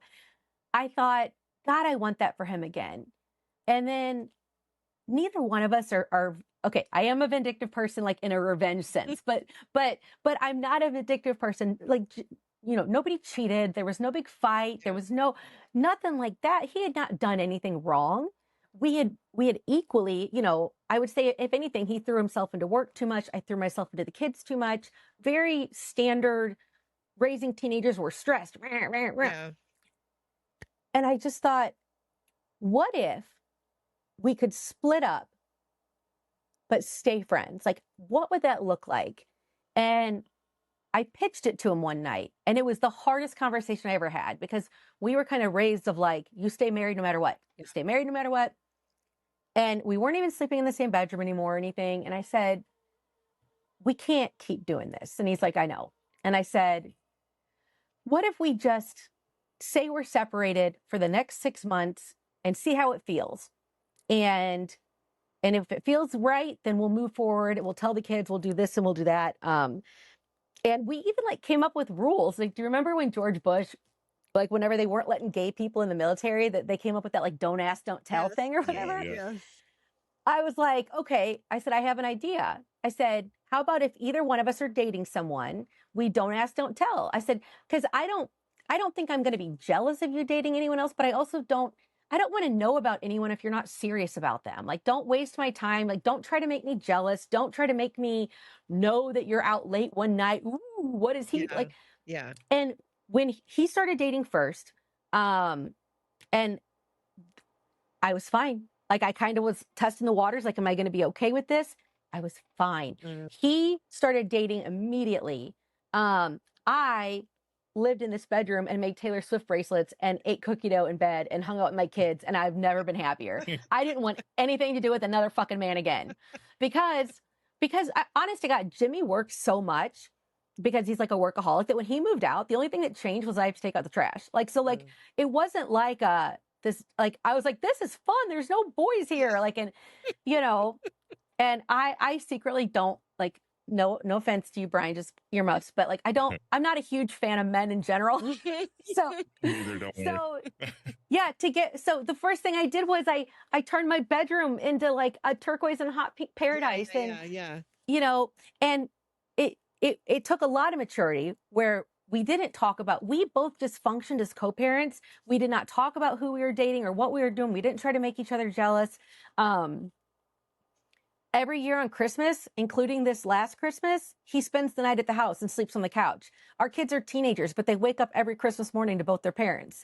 And as long as they live in this house together, that's what's going to happen. And whenever we just took my daughter to college to visit that thing, me and my ex-husband and her, all three of us went together. You know, like it. And so I will say this, that it really worked because we both wanted the same thing. If one person wants to make it work and one person wants to leave, then there's going to be jealousy. Then there's going to be conflict. Right. And I'm not saying it was all smooth sailing. It was rough at first, but we navigated it privately, and together.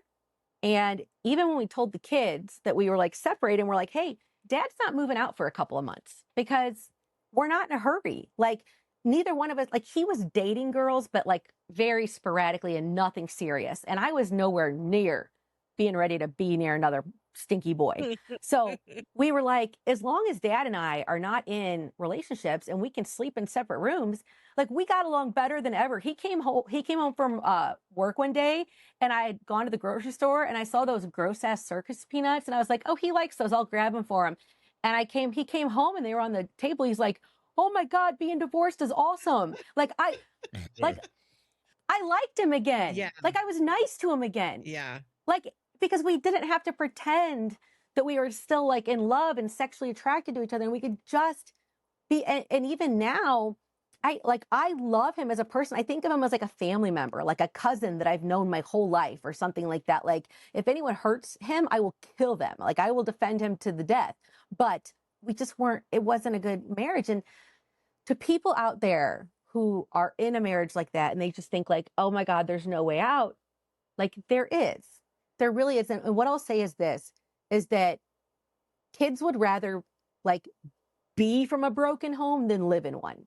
So my kids are so much healthier today because, you know, parents always say, we just want our kids to be happy. Our kids are the same way. They just want their parents to be happy. And while, yeah, this was really hard on my kids the first couple of months, and I don't think they really bought what we were saying when we're like, look, not a lot is going to change. Like, on Thanksgiving, I still go to his family's Thanksgiving. Like, he comes to mine. My boyfriend comes, and we just met. He and has settled down with a really, really sweet girl that we recently met and we all really, really like. And funny enough, the guy that I've been dating for 2 years, they went to high school together. Like, they were just acquaintances. They weren't like good friends, but when you both want the same things, it can work, but you have to be mature. If you are in the back of your mind going, I'm going to make him so jealous and wait till he sees how hot I look and wait till he sees how much money I make, then it's not going to work. Yeah. But if you're like, hey, can we go back to just being like best friends again, you know, because even now he knows me better than anyone else probably on the planet besides maybe my mom. Yeah. And so to people out there, it's a hard discussion to have, but God, we're both so much happier. It's so much happier. Such a beautiful, everything you just said is such a beautiful thing. It really is, because you guys did elevate to the love you feel for each other, and one each other, each other's happiness was more important than anything. Like it really isn't unconditional love. You're right, because that's amazing. Yeah, like you know, I could not fulfill the things that he wanted. He wanted like a very lovey-dovey, affectionate, like all these things that I didn't feel anymore. And then he began to feel the same way. And again, most people say, oh, I knew I wanted to be divorced when that motherfucker came home drunk for the 10th time. But for me, it was like seeing him again through his mother's eyes of like, if this were my son, I would want him to be happy like this all the time. And I'm holding him back. And in return, he was also holding me back. We were 100% equal, 50-50. We're both at fault.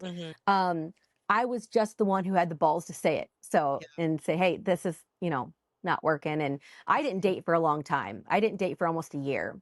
It sounds like you guys both broke a cycle, but you also brought a tremendous amount of maturity to that. We absolutely, I never even thought of it like that.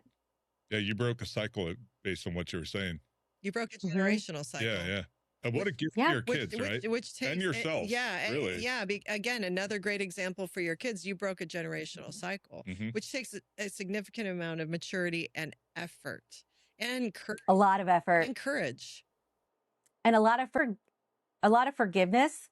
Like, we both messed up. I don't know. We both wanted the best for each other, and neither one of us wanted to be out of each other's lives. We just didn't want to be married anymore.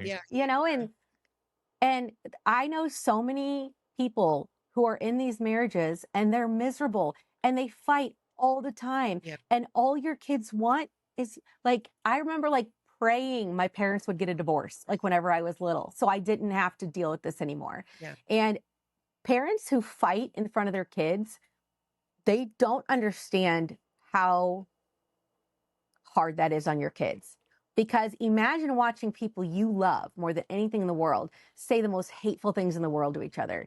It is heartbreaking. And if you're doing that, you may not intentionally do it, but it is child abuse. Like, it's one thing to bicker in front of your kids. Someone left socks out. Someone didn't do the dishes. Like, that's all fine and dandy. But if you're having blowout, knockdown, dragouts in front of your kids, they may not act like it's bothering them. They are in their beds crying at night. They are cowering in their closets, and you're terrifying.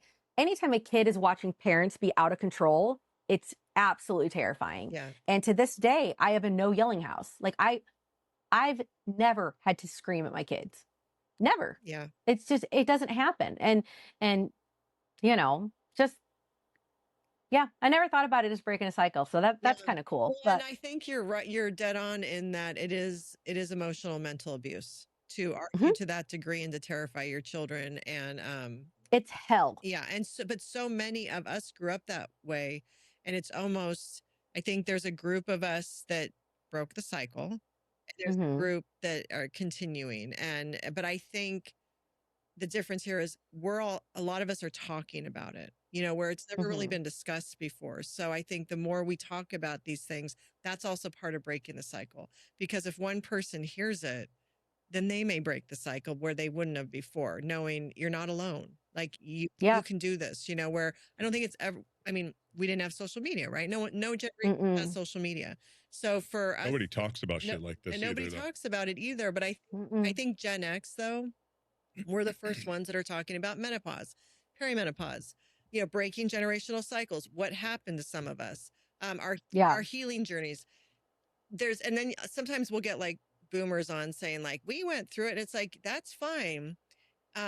You went through it, but we're choosing to talk about it so the generations coming after us don't have to, or come into it not ignorant, because we went into things blind. So at least we're going to be a resource for the younger generations. So by sharing our stories, it's going to help others, you know. So, and I'm convinced that boomers just want to be miserable because like you can tell a boomer like, here's what you can do to fix your problems, but then they wouldn't have anything to complain about. That's true. Yes. So they're like, you know, anyone who's like, well, I stayed married because I took a vow that said that I would love them till death and blah, blah, blah, blah, blah.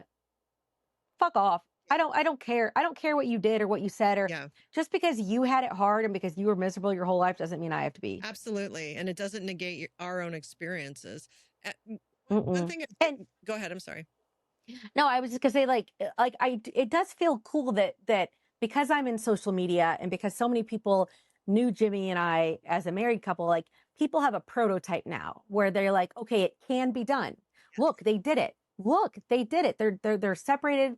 They're split up, but they're still friends. So I'm not saying it'll work for everyone, but if anything, we're showing people that it can be done. 100%. Has that been part of your content at all? Like, oh yeah. So we made, well, it's not so much a part of my content because content opens it up to millions, right? And I don't need millions of people's opinion on Jimmy or my boyfriend or my personal life, but it's definitely made its way into the stage show because I joke about it all the time. I'm like, we would have gotten divorced a lot earlier, but neither one of us would have custody of the kids. So we had to, you know, and like, there's plenty of jokes to be made. And we have great friends who supported us. Like when we told them like, hey, you don't have to pick sides. You can still just come to our 4th of July party. Like we're still going to have it together, even though he doesn't live here. It's amazing. So it's not conventional, but it works. You rewrote the rules. You guys did it. I mean, kudos to both of you. Yeah. You really. We could write a book and be like famous or something. I think that might be on the future for you. Like put that in your back pocket is maybe the next thing when you get bored. Right. Because there were things we navigated like don't ask, don't tell. Like we made up the rules as we went because we're like, I don't know anyone who's done this before. You know, that could be a chapter. Don't ask, don't tell. Yeah. That could be a chapter. But doing through the social media, you obviously have influence, right? And that's a heavy responsibility. Has that ever backfired on you? Or have you end up in situations where you're like, okay, that's not good influence, or this, I wish this hadn't happened this way. But where you realize, wow, my reach is far. I need to be careful here. Yes. And this story is going to disappoint a lot of people because I'm not as tough as I pretend to be. I actually do have a soul and like a conscience. And several years ago, back in like 2022, 2023, I started making a lot of reaction videos. Like everyone does them now. That's like all people do. Yeah. But when I would see something online, I would react to it. And it happened to be a couple Gen X things. And one of my most famous videos was a video that I did with a guy who is now only known as Beanie Boy. And you'll have to pull up the clip and like play it in your show because everybody will recognize it right away. Okay. And it's this guy named Andrew in New York. And he happens to be a very good looking millennial. And he's like shirtless in a beanie. He's like already dressed like a douchebag, right? And he's like, I have a question for Gen X. He's like, when you all say you drank out of the hose, was the sink not an option? Like he was being snarky and funny. Yeah, I know who you're talking about. Yes. Yeah. So I was the first person that ever replied to him and was like, no, motherfucker, we weren't allowed in the house. Like, did that not cross your mind? Well, that particular video exploded into its own galaxy on Instagram alone by itself. On just Instagram, it got 42 million views. Wow. And when you combine it with all of the other platforms, we are talking at over 100 million views. All right. And this guy was very recognizable. He's got a really sharp jawline. He's got long hair. He's really, really tall. And people started, number one, recognizing him in New York. And number two, my commenters were fucking brutal. And I mean, like going after the jugular. And then everybody was reposting it. And it started to spin out of control where it was like everyone was talking about my smackdown on Beanie Boy or whatever his name was.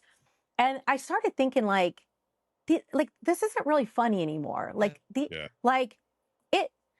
And he said something stupid. He made a snarky, dumb video. So did he deserve for me to like clap back at him and put him in his place? Yes.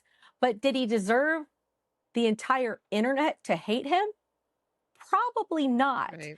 And I reached out to him and I was like, hey, I'm Kelly. I'm on the other end of that video. And I said, I just wanted to check on you and make sure you're okay, because I made that just being funny. I didn't know what would happen. And like, he was honest. He's like, I was not prepared for that. He said, one day I was just a normal guy on the internet. The next day, everybody hated me. He's like, and I can't get away from it. He's like, my friends tag me in it 500 times a day. I go in the grocery store and people are like, he's like, I don't even wear the beanie anymore. I threw it away.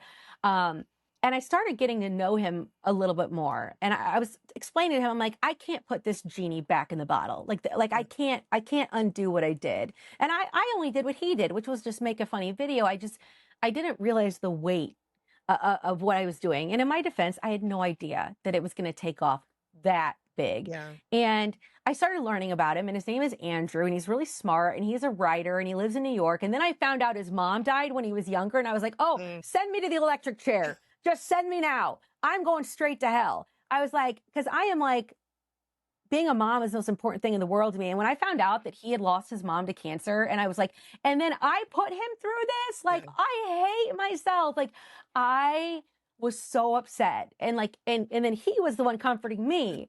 He's like, I'm okay. And I ended up interviewing him on my YouTube channel, on my podcast a couple years ago. And we told the whole story, and we told everything about what happened. And with great, like, influence does come responsibility. I know people want to think that it doesn't, but, you know, it's really unfair that you take a person's video and you clip a little chunk out of it and then you react to it. You have to at least stop and think for 1 second, what is that person going through in their life right now? Like, what, are they in a good mental place to handle this? Are they, you know, like, there was a girl that I did a little stitch duet with, where she's like, Gen X, are you okay? And I was like, no, we're not okay, blah, blah, blah, blah, blah, blah. And the people in the comments, because it was a girl, were just brutal on her looks. They were picking apart her nose, her eyes, her hair, her forehead, calling her ugly. And I am deleting the comments as fast as I can. And they're just popping up, popping up, popping up, popping up. And, you know, there's some people on the internet that definitely deserve it because they get on there and they're just douchebags. But there's also people who just made a dumb video one time and now everybody wants to use that content as their own. Yeah. And it's like, write your own shit. Like, come up with something like that. Like, that's the easy way to do it. Like, I've probably done reaction videos, maybe 5 in my whole career, and they're gigantic. They go over huge. But I'm not laying my head on my pillow at night knowing that somebody's already on the verge of like losing their damn mind, and I'm the one who pushed them over it. Right. And so, as tough as I seem online, and I do still make, you know, some reaction videos once in a while, and I'm funny about it, you know, I will reach out, even the dancing videos, because I do a lot of videos about kids these days make like these new, like, weird dances to like our old songs. And I'm like, you're not doing it right. And then I show them how to do the video.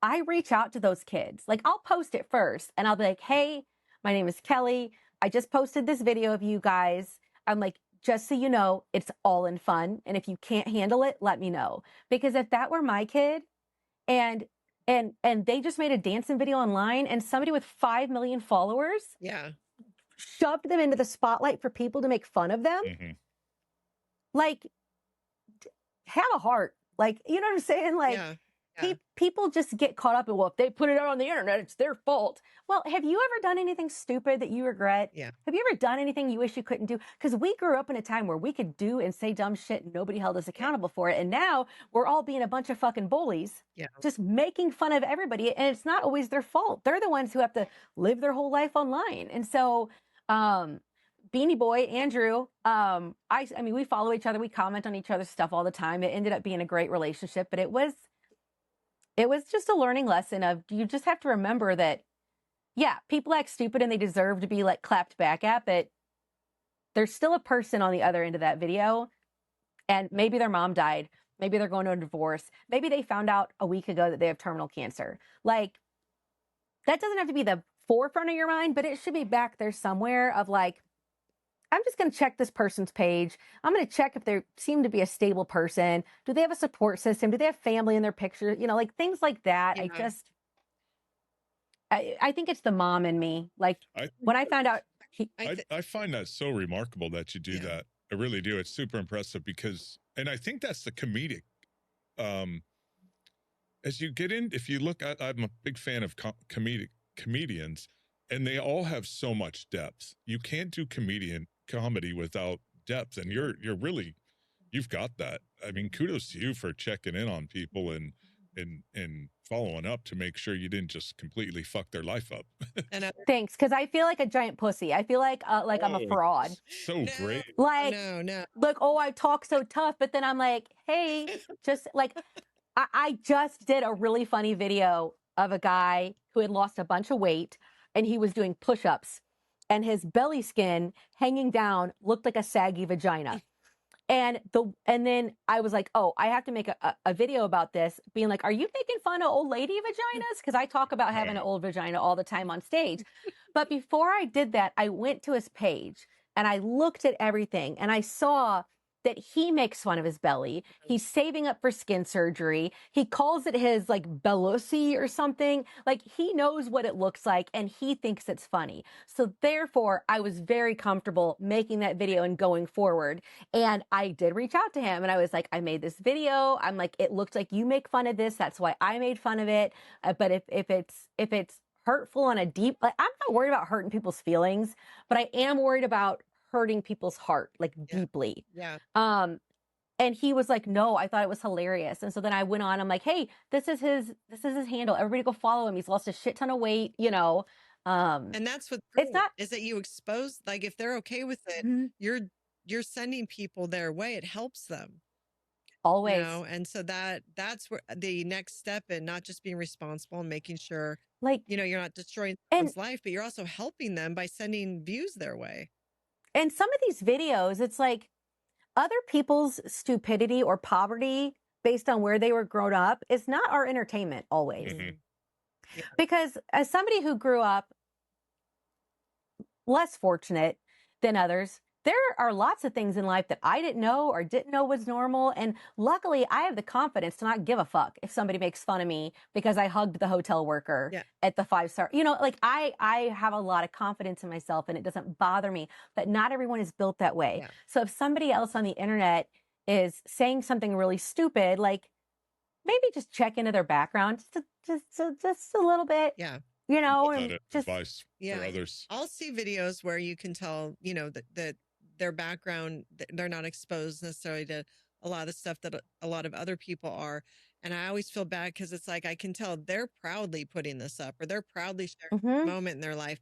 And then you got people are like, I ran to the comments and then they're saying stuff. And I'm like, you guys, like what a jump scare for them to maybe in that moment realize, oh, this isn't normal, or, you know. Yeah. And that's the risk, right? Of social media. That's the negative side, I think. And personally, as somebody, like, it's just kind of lazy content. It's like, it's so easy. It's like shooting fish in a barrel. Yeah. It's like, oh, let me find this really stupid person and then react to them about how much better I am than them, or why I know this about the world and they don't, or, I want to push myself to be organically funny, you know, and then I will jump in and do a reaction video when it's something that fits my niche perfectly, like the guy with the belly that looked like the vagina. I'm like, oh, right up my alley. I'm doing this. Right. But that's your niche. I love it. And the belly that looks like a pussy. Yeah. You like literally, I do this whole bit on stage where it's like, oh my God, like boomer women did not prepare us for aging and like our bodies and what happens to them. You know, and it's like, I mean, shit is sagging that did not used to sag. And like, I just wish at one point, like a boomer was like, hey, after you have kids and you reach the age of 40, just don't look at your vagina in the mirror anymore. Just don't, you know. This is why I'm like, we got to talk about these things. So we're helping the millennials and the Gen Z women. So they're not going to be jump scared by everything that happens to their bodies. Because so much perimenopause, which no one talked to us about. No one. did we make that word up? No. Is perimenopause a new word? No, it's a word that has existed. I'm with you. It's like, where the fuck did that come from? I went through my whole 40s and it was all perimenopause. I had no idea. I thought I was going crazy.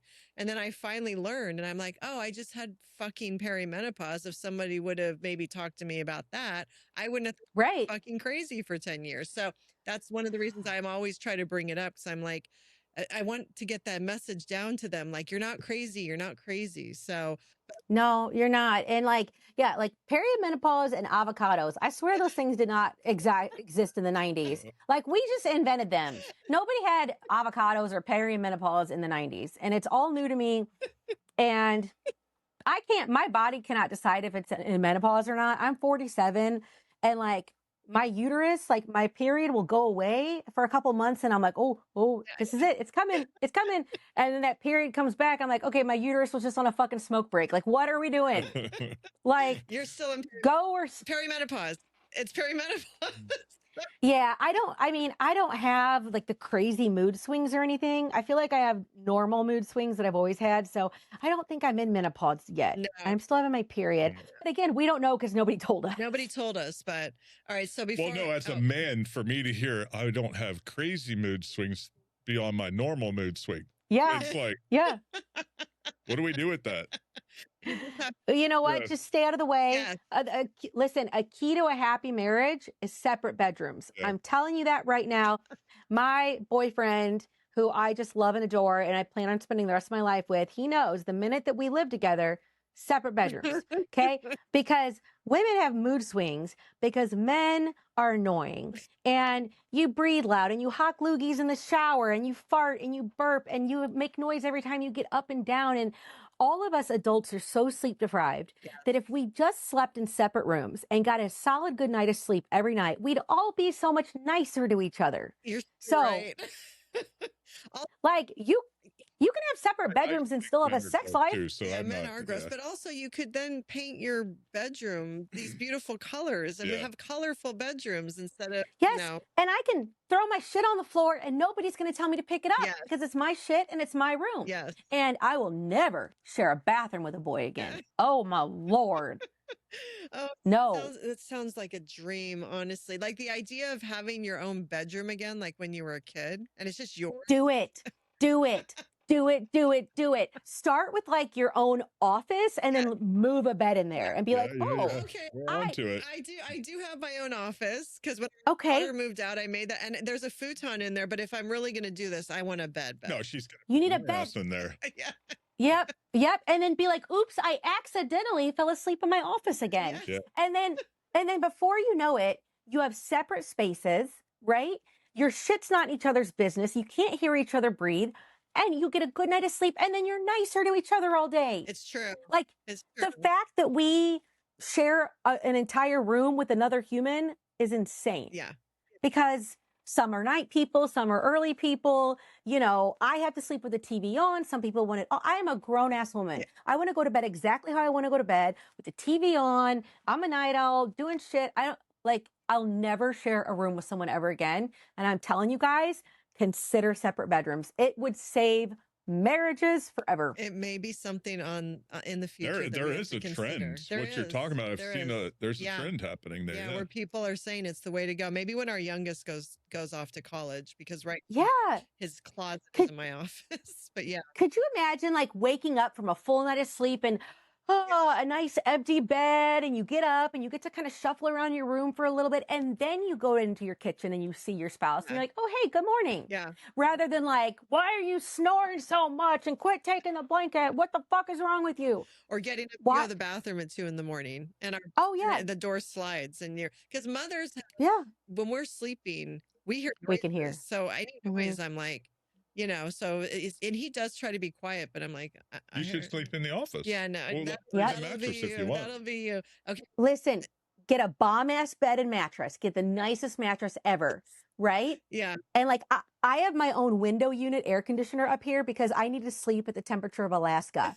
And I'm telling you, you will have a better marriage if you have the only reason people don't do it is because it's so like faux pas and like, oh, people are going to think we're unhappy. Everyone's fucking unhappy. Nobody who's been married this long is like sunshine and rainbows. Quit faking it, you know? Or that's awesome. Maybe, you know, and I'm not saying that when Brawny moves in that he'll never sleep in my bed. Right. You know, like maybe he sleeps in my bed on the weekends. Right. Maybe he sleeps there 2 nights in a row and then doesn't sleep there for 2 weeks in a row. I don't know. It's my room and it's our life and we're adults and we'll figure it out as we go. It's an option. Then at least, you know, it's like, it's not cemented in this is how it is. He has the option to have a sleepover with you, but then he has a place to go. You can send him back to. So I don't know if she's onto something. I like that. My bed is pink and fluffy and smells like cupcakes. It is not meant for boys. It's amazing. And there's color. That's what I love. There's color. That's a lot. Everything. And look, I only cleaned this part of my room where the camera is. So if you pan this way, it's a disaster. Oh, but look at all the color. Is your bathroom but look. pink? Oh, let me show you my bathroom. This is amazing. This is the Pink Pony Club bathroom. Oh, I love Pink that. Pony Club. Yes. I'm going to keep on dancing. So, wow. Look at all the colors. No kidding. I like the uneven. Yeah. That's amazing. Did you? Yeah. So it's like literally as soon as my ex-husband moved out, I'm like, oh my God, I can do anything I want with this house. My whole downstairs is like all colorful. I'm getting ready to redo my downstairs bathroom. And instead of a regular light, I'm going to do a disco ball. That is amazing. Like a fully functioning disco ball. When you turn on the bathroom light, it spins. I love this. So I hope you post the look video. What you can do with your office. Get a bed. I know. Disco ball, paint it pink. But maybe putting a disco ball. And think about you too, Brian. Like if there's things you like, musicians or sports teams or something I'm with you. It was so fun to decorate something again just for me. Like I love Tupac and Snoop Dogg and Taylor Swift and Post Malone. And it's like, oh yeah, I have a personality again. I'm a whole person. Yeah. So yes, I love this. I love this. Yep. This is going to be a whole chapter of the podcast is separate bedrooms and claiming your own bedroom space again. Because you think about it, we haven't had that since we were kids or since before we got married. We got married as kids. So it feels like I'm a kid again. Like when I go to bed, I'm giddy because I'm like, yay, my door is shut and murder shows are on and I got snacks and like, it's so fun. It's so fun. You ever have and then a girls' night where your daughters come in and you guys all hop in bed and watch a movie? And all the time. Because my son he's 21 and he's got a girlfriend, so he's gone a lot.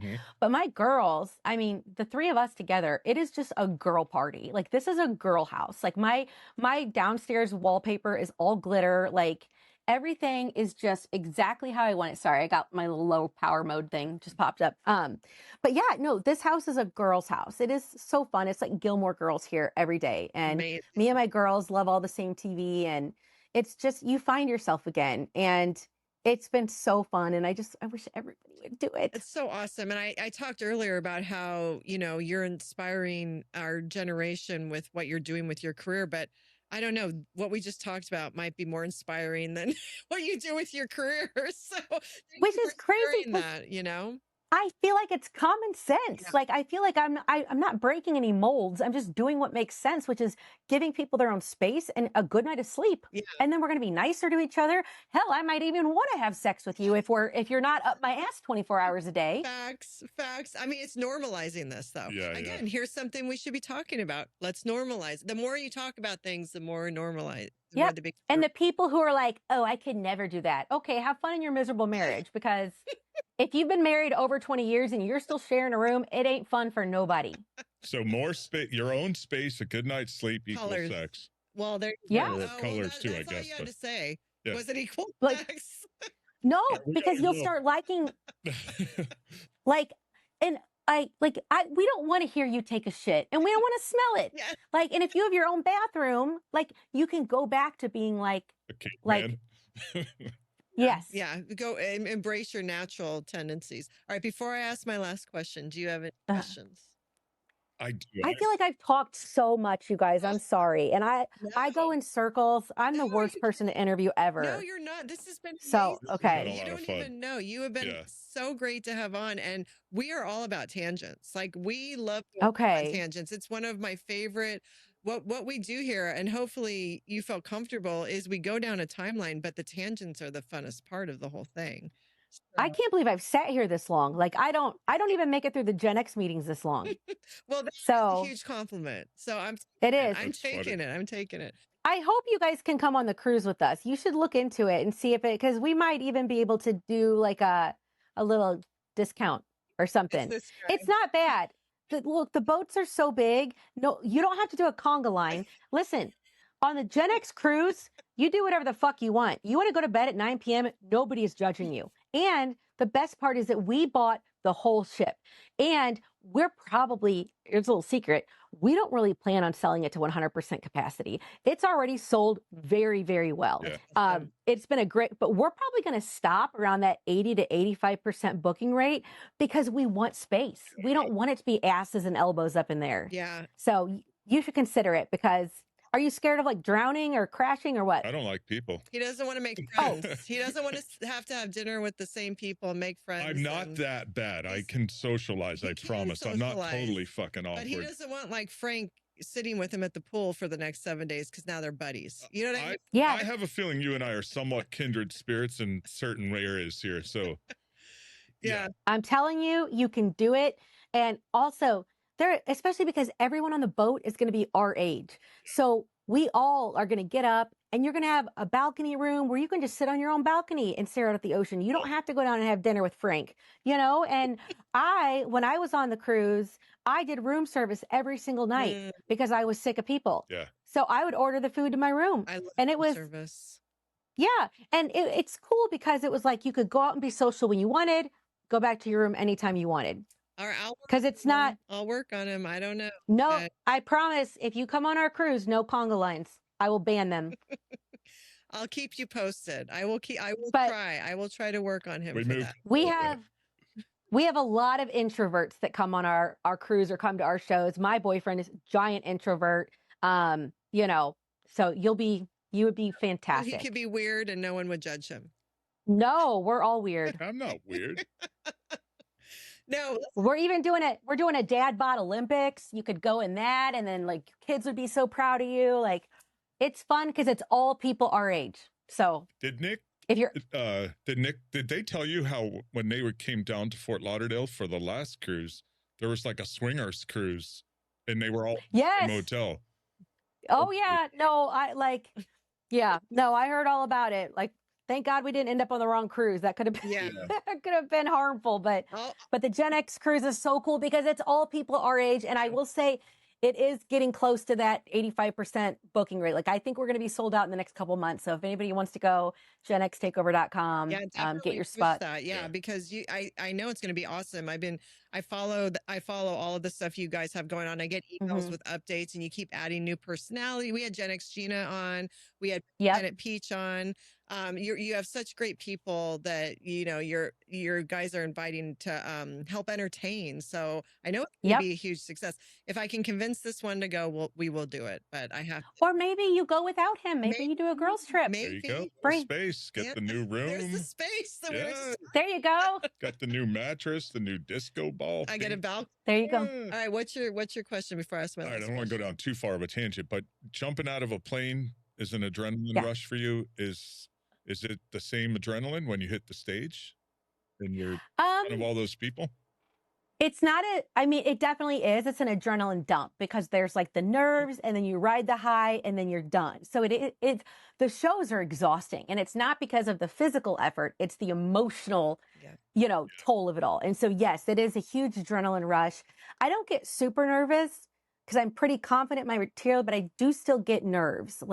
And I think that that's good. I think if you don't have nerves, you don't love what you're doing. So, but yes, it's an adrenaline rush and that gets my fix for now. What I noticed the show we went to in Fort Lauderdale is people are hanging on every word.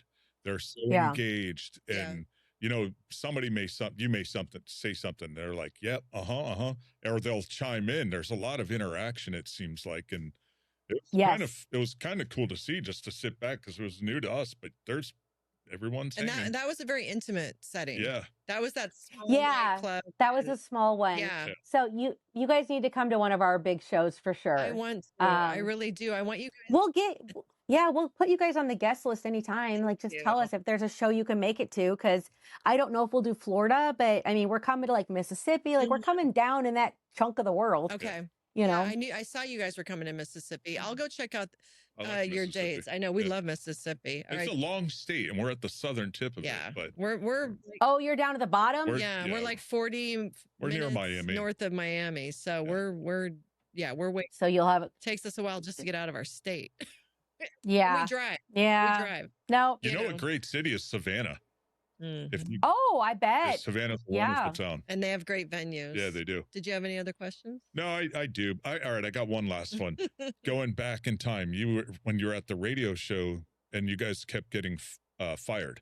That's common, right? Yeah. Like Opie and Anthony would get fired and move on and stuff. Just like that. Yeah. So what's the deal there? Do the producers come down? They're like, hey, the FCC's bothering us, or how's that happen? Well, for us, like, there was one day where like we just did a show on a Friday, and then after the show, they took Steve and DC, the hosts, into one room and the staff in the other room, and they said that was your last show.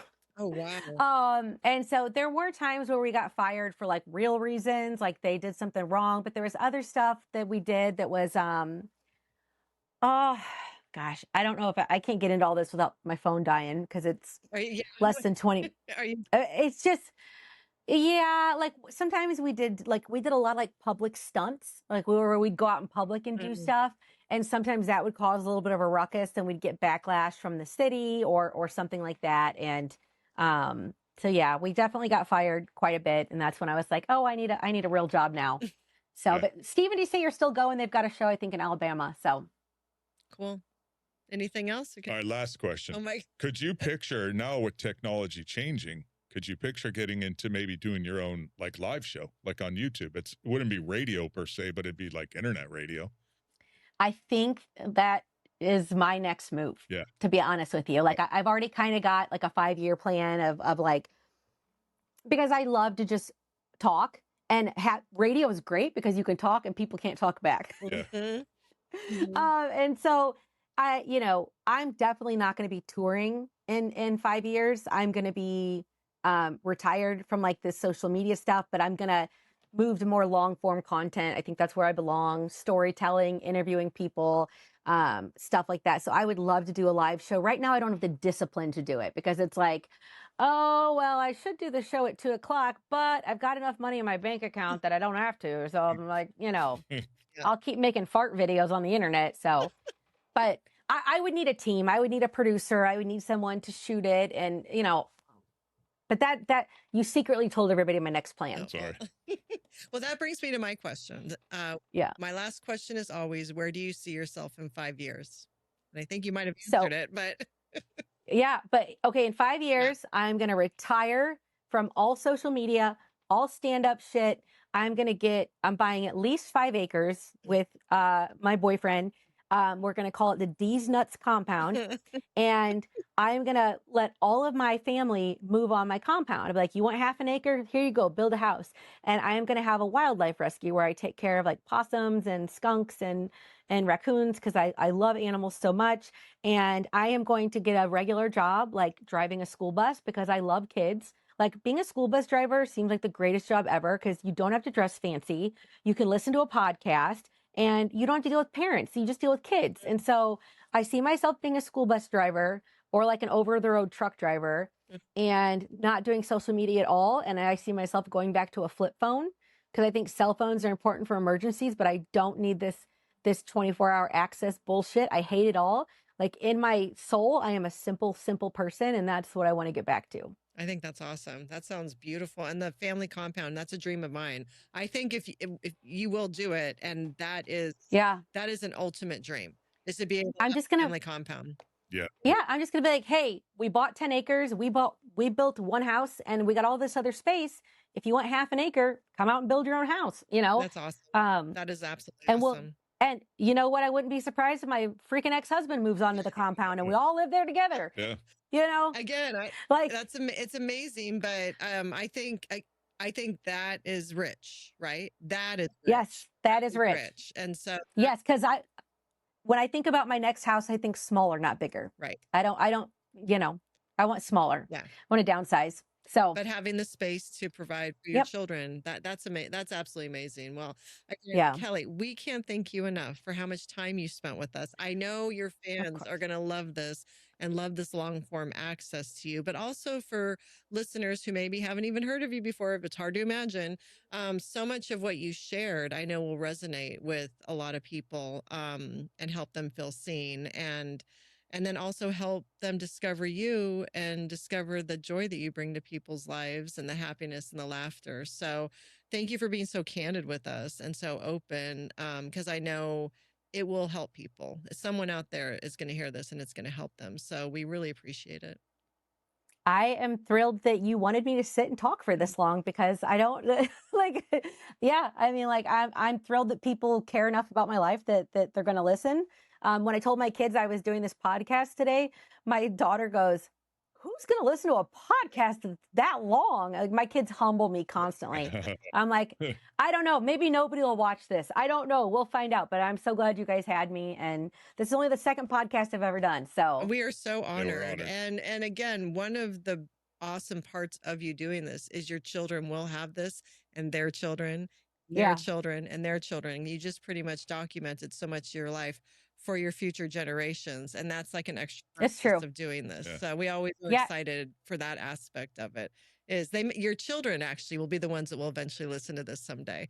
They will. And also, like you said, my fans, like, they don't typically get this kind of access to me. So no, it's very special, and we're very honored that you came and sat with us. And to all of our listeners, if you don't know where to find Kelly, it will be in all of the show notes where you can find her.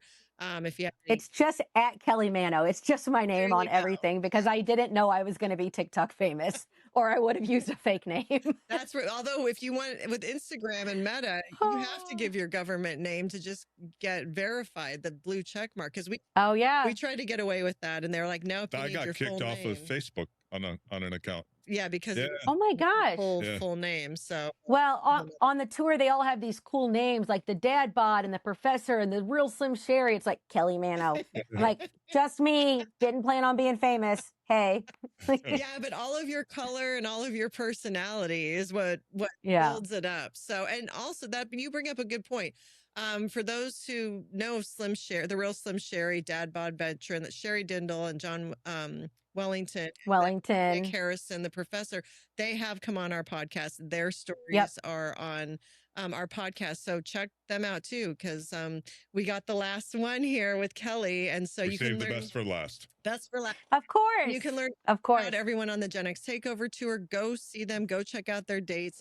Check out the GenX cruise before it sells out. They have so many cool things going on, and check them out on all social media. And again, thank you, Kelly, so much for your time. We had a blast. This was awesome. You're so welcome. I had fun too. Thank you, guys. And listeners, thank you for listening. Please leave us any comments or questions. We love to hear from you, and we will see you next time. Bye.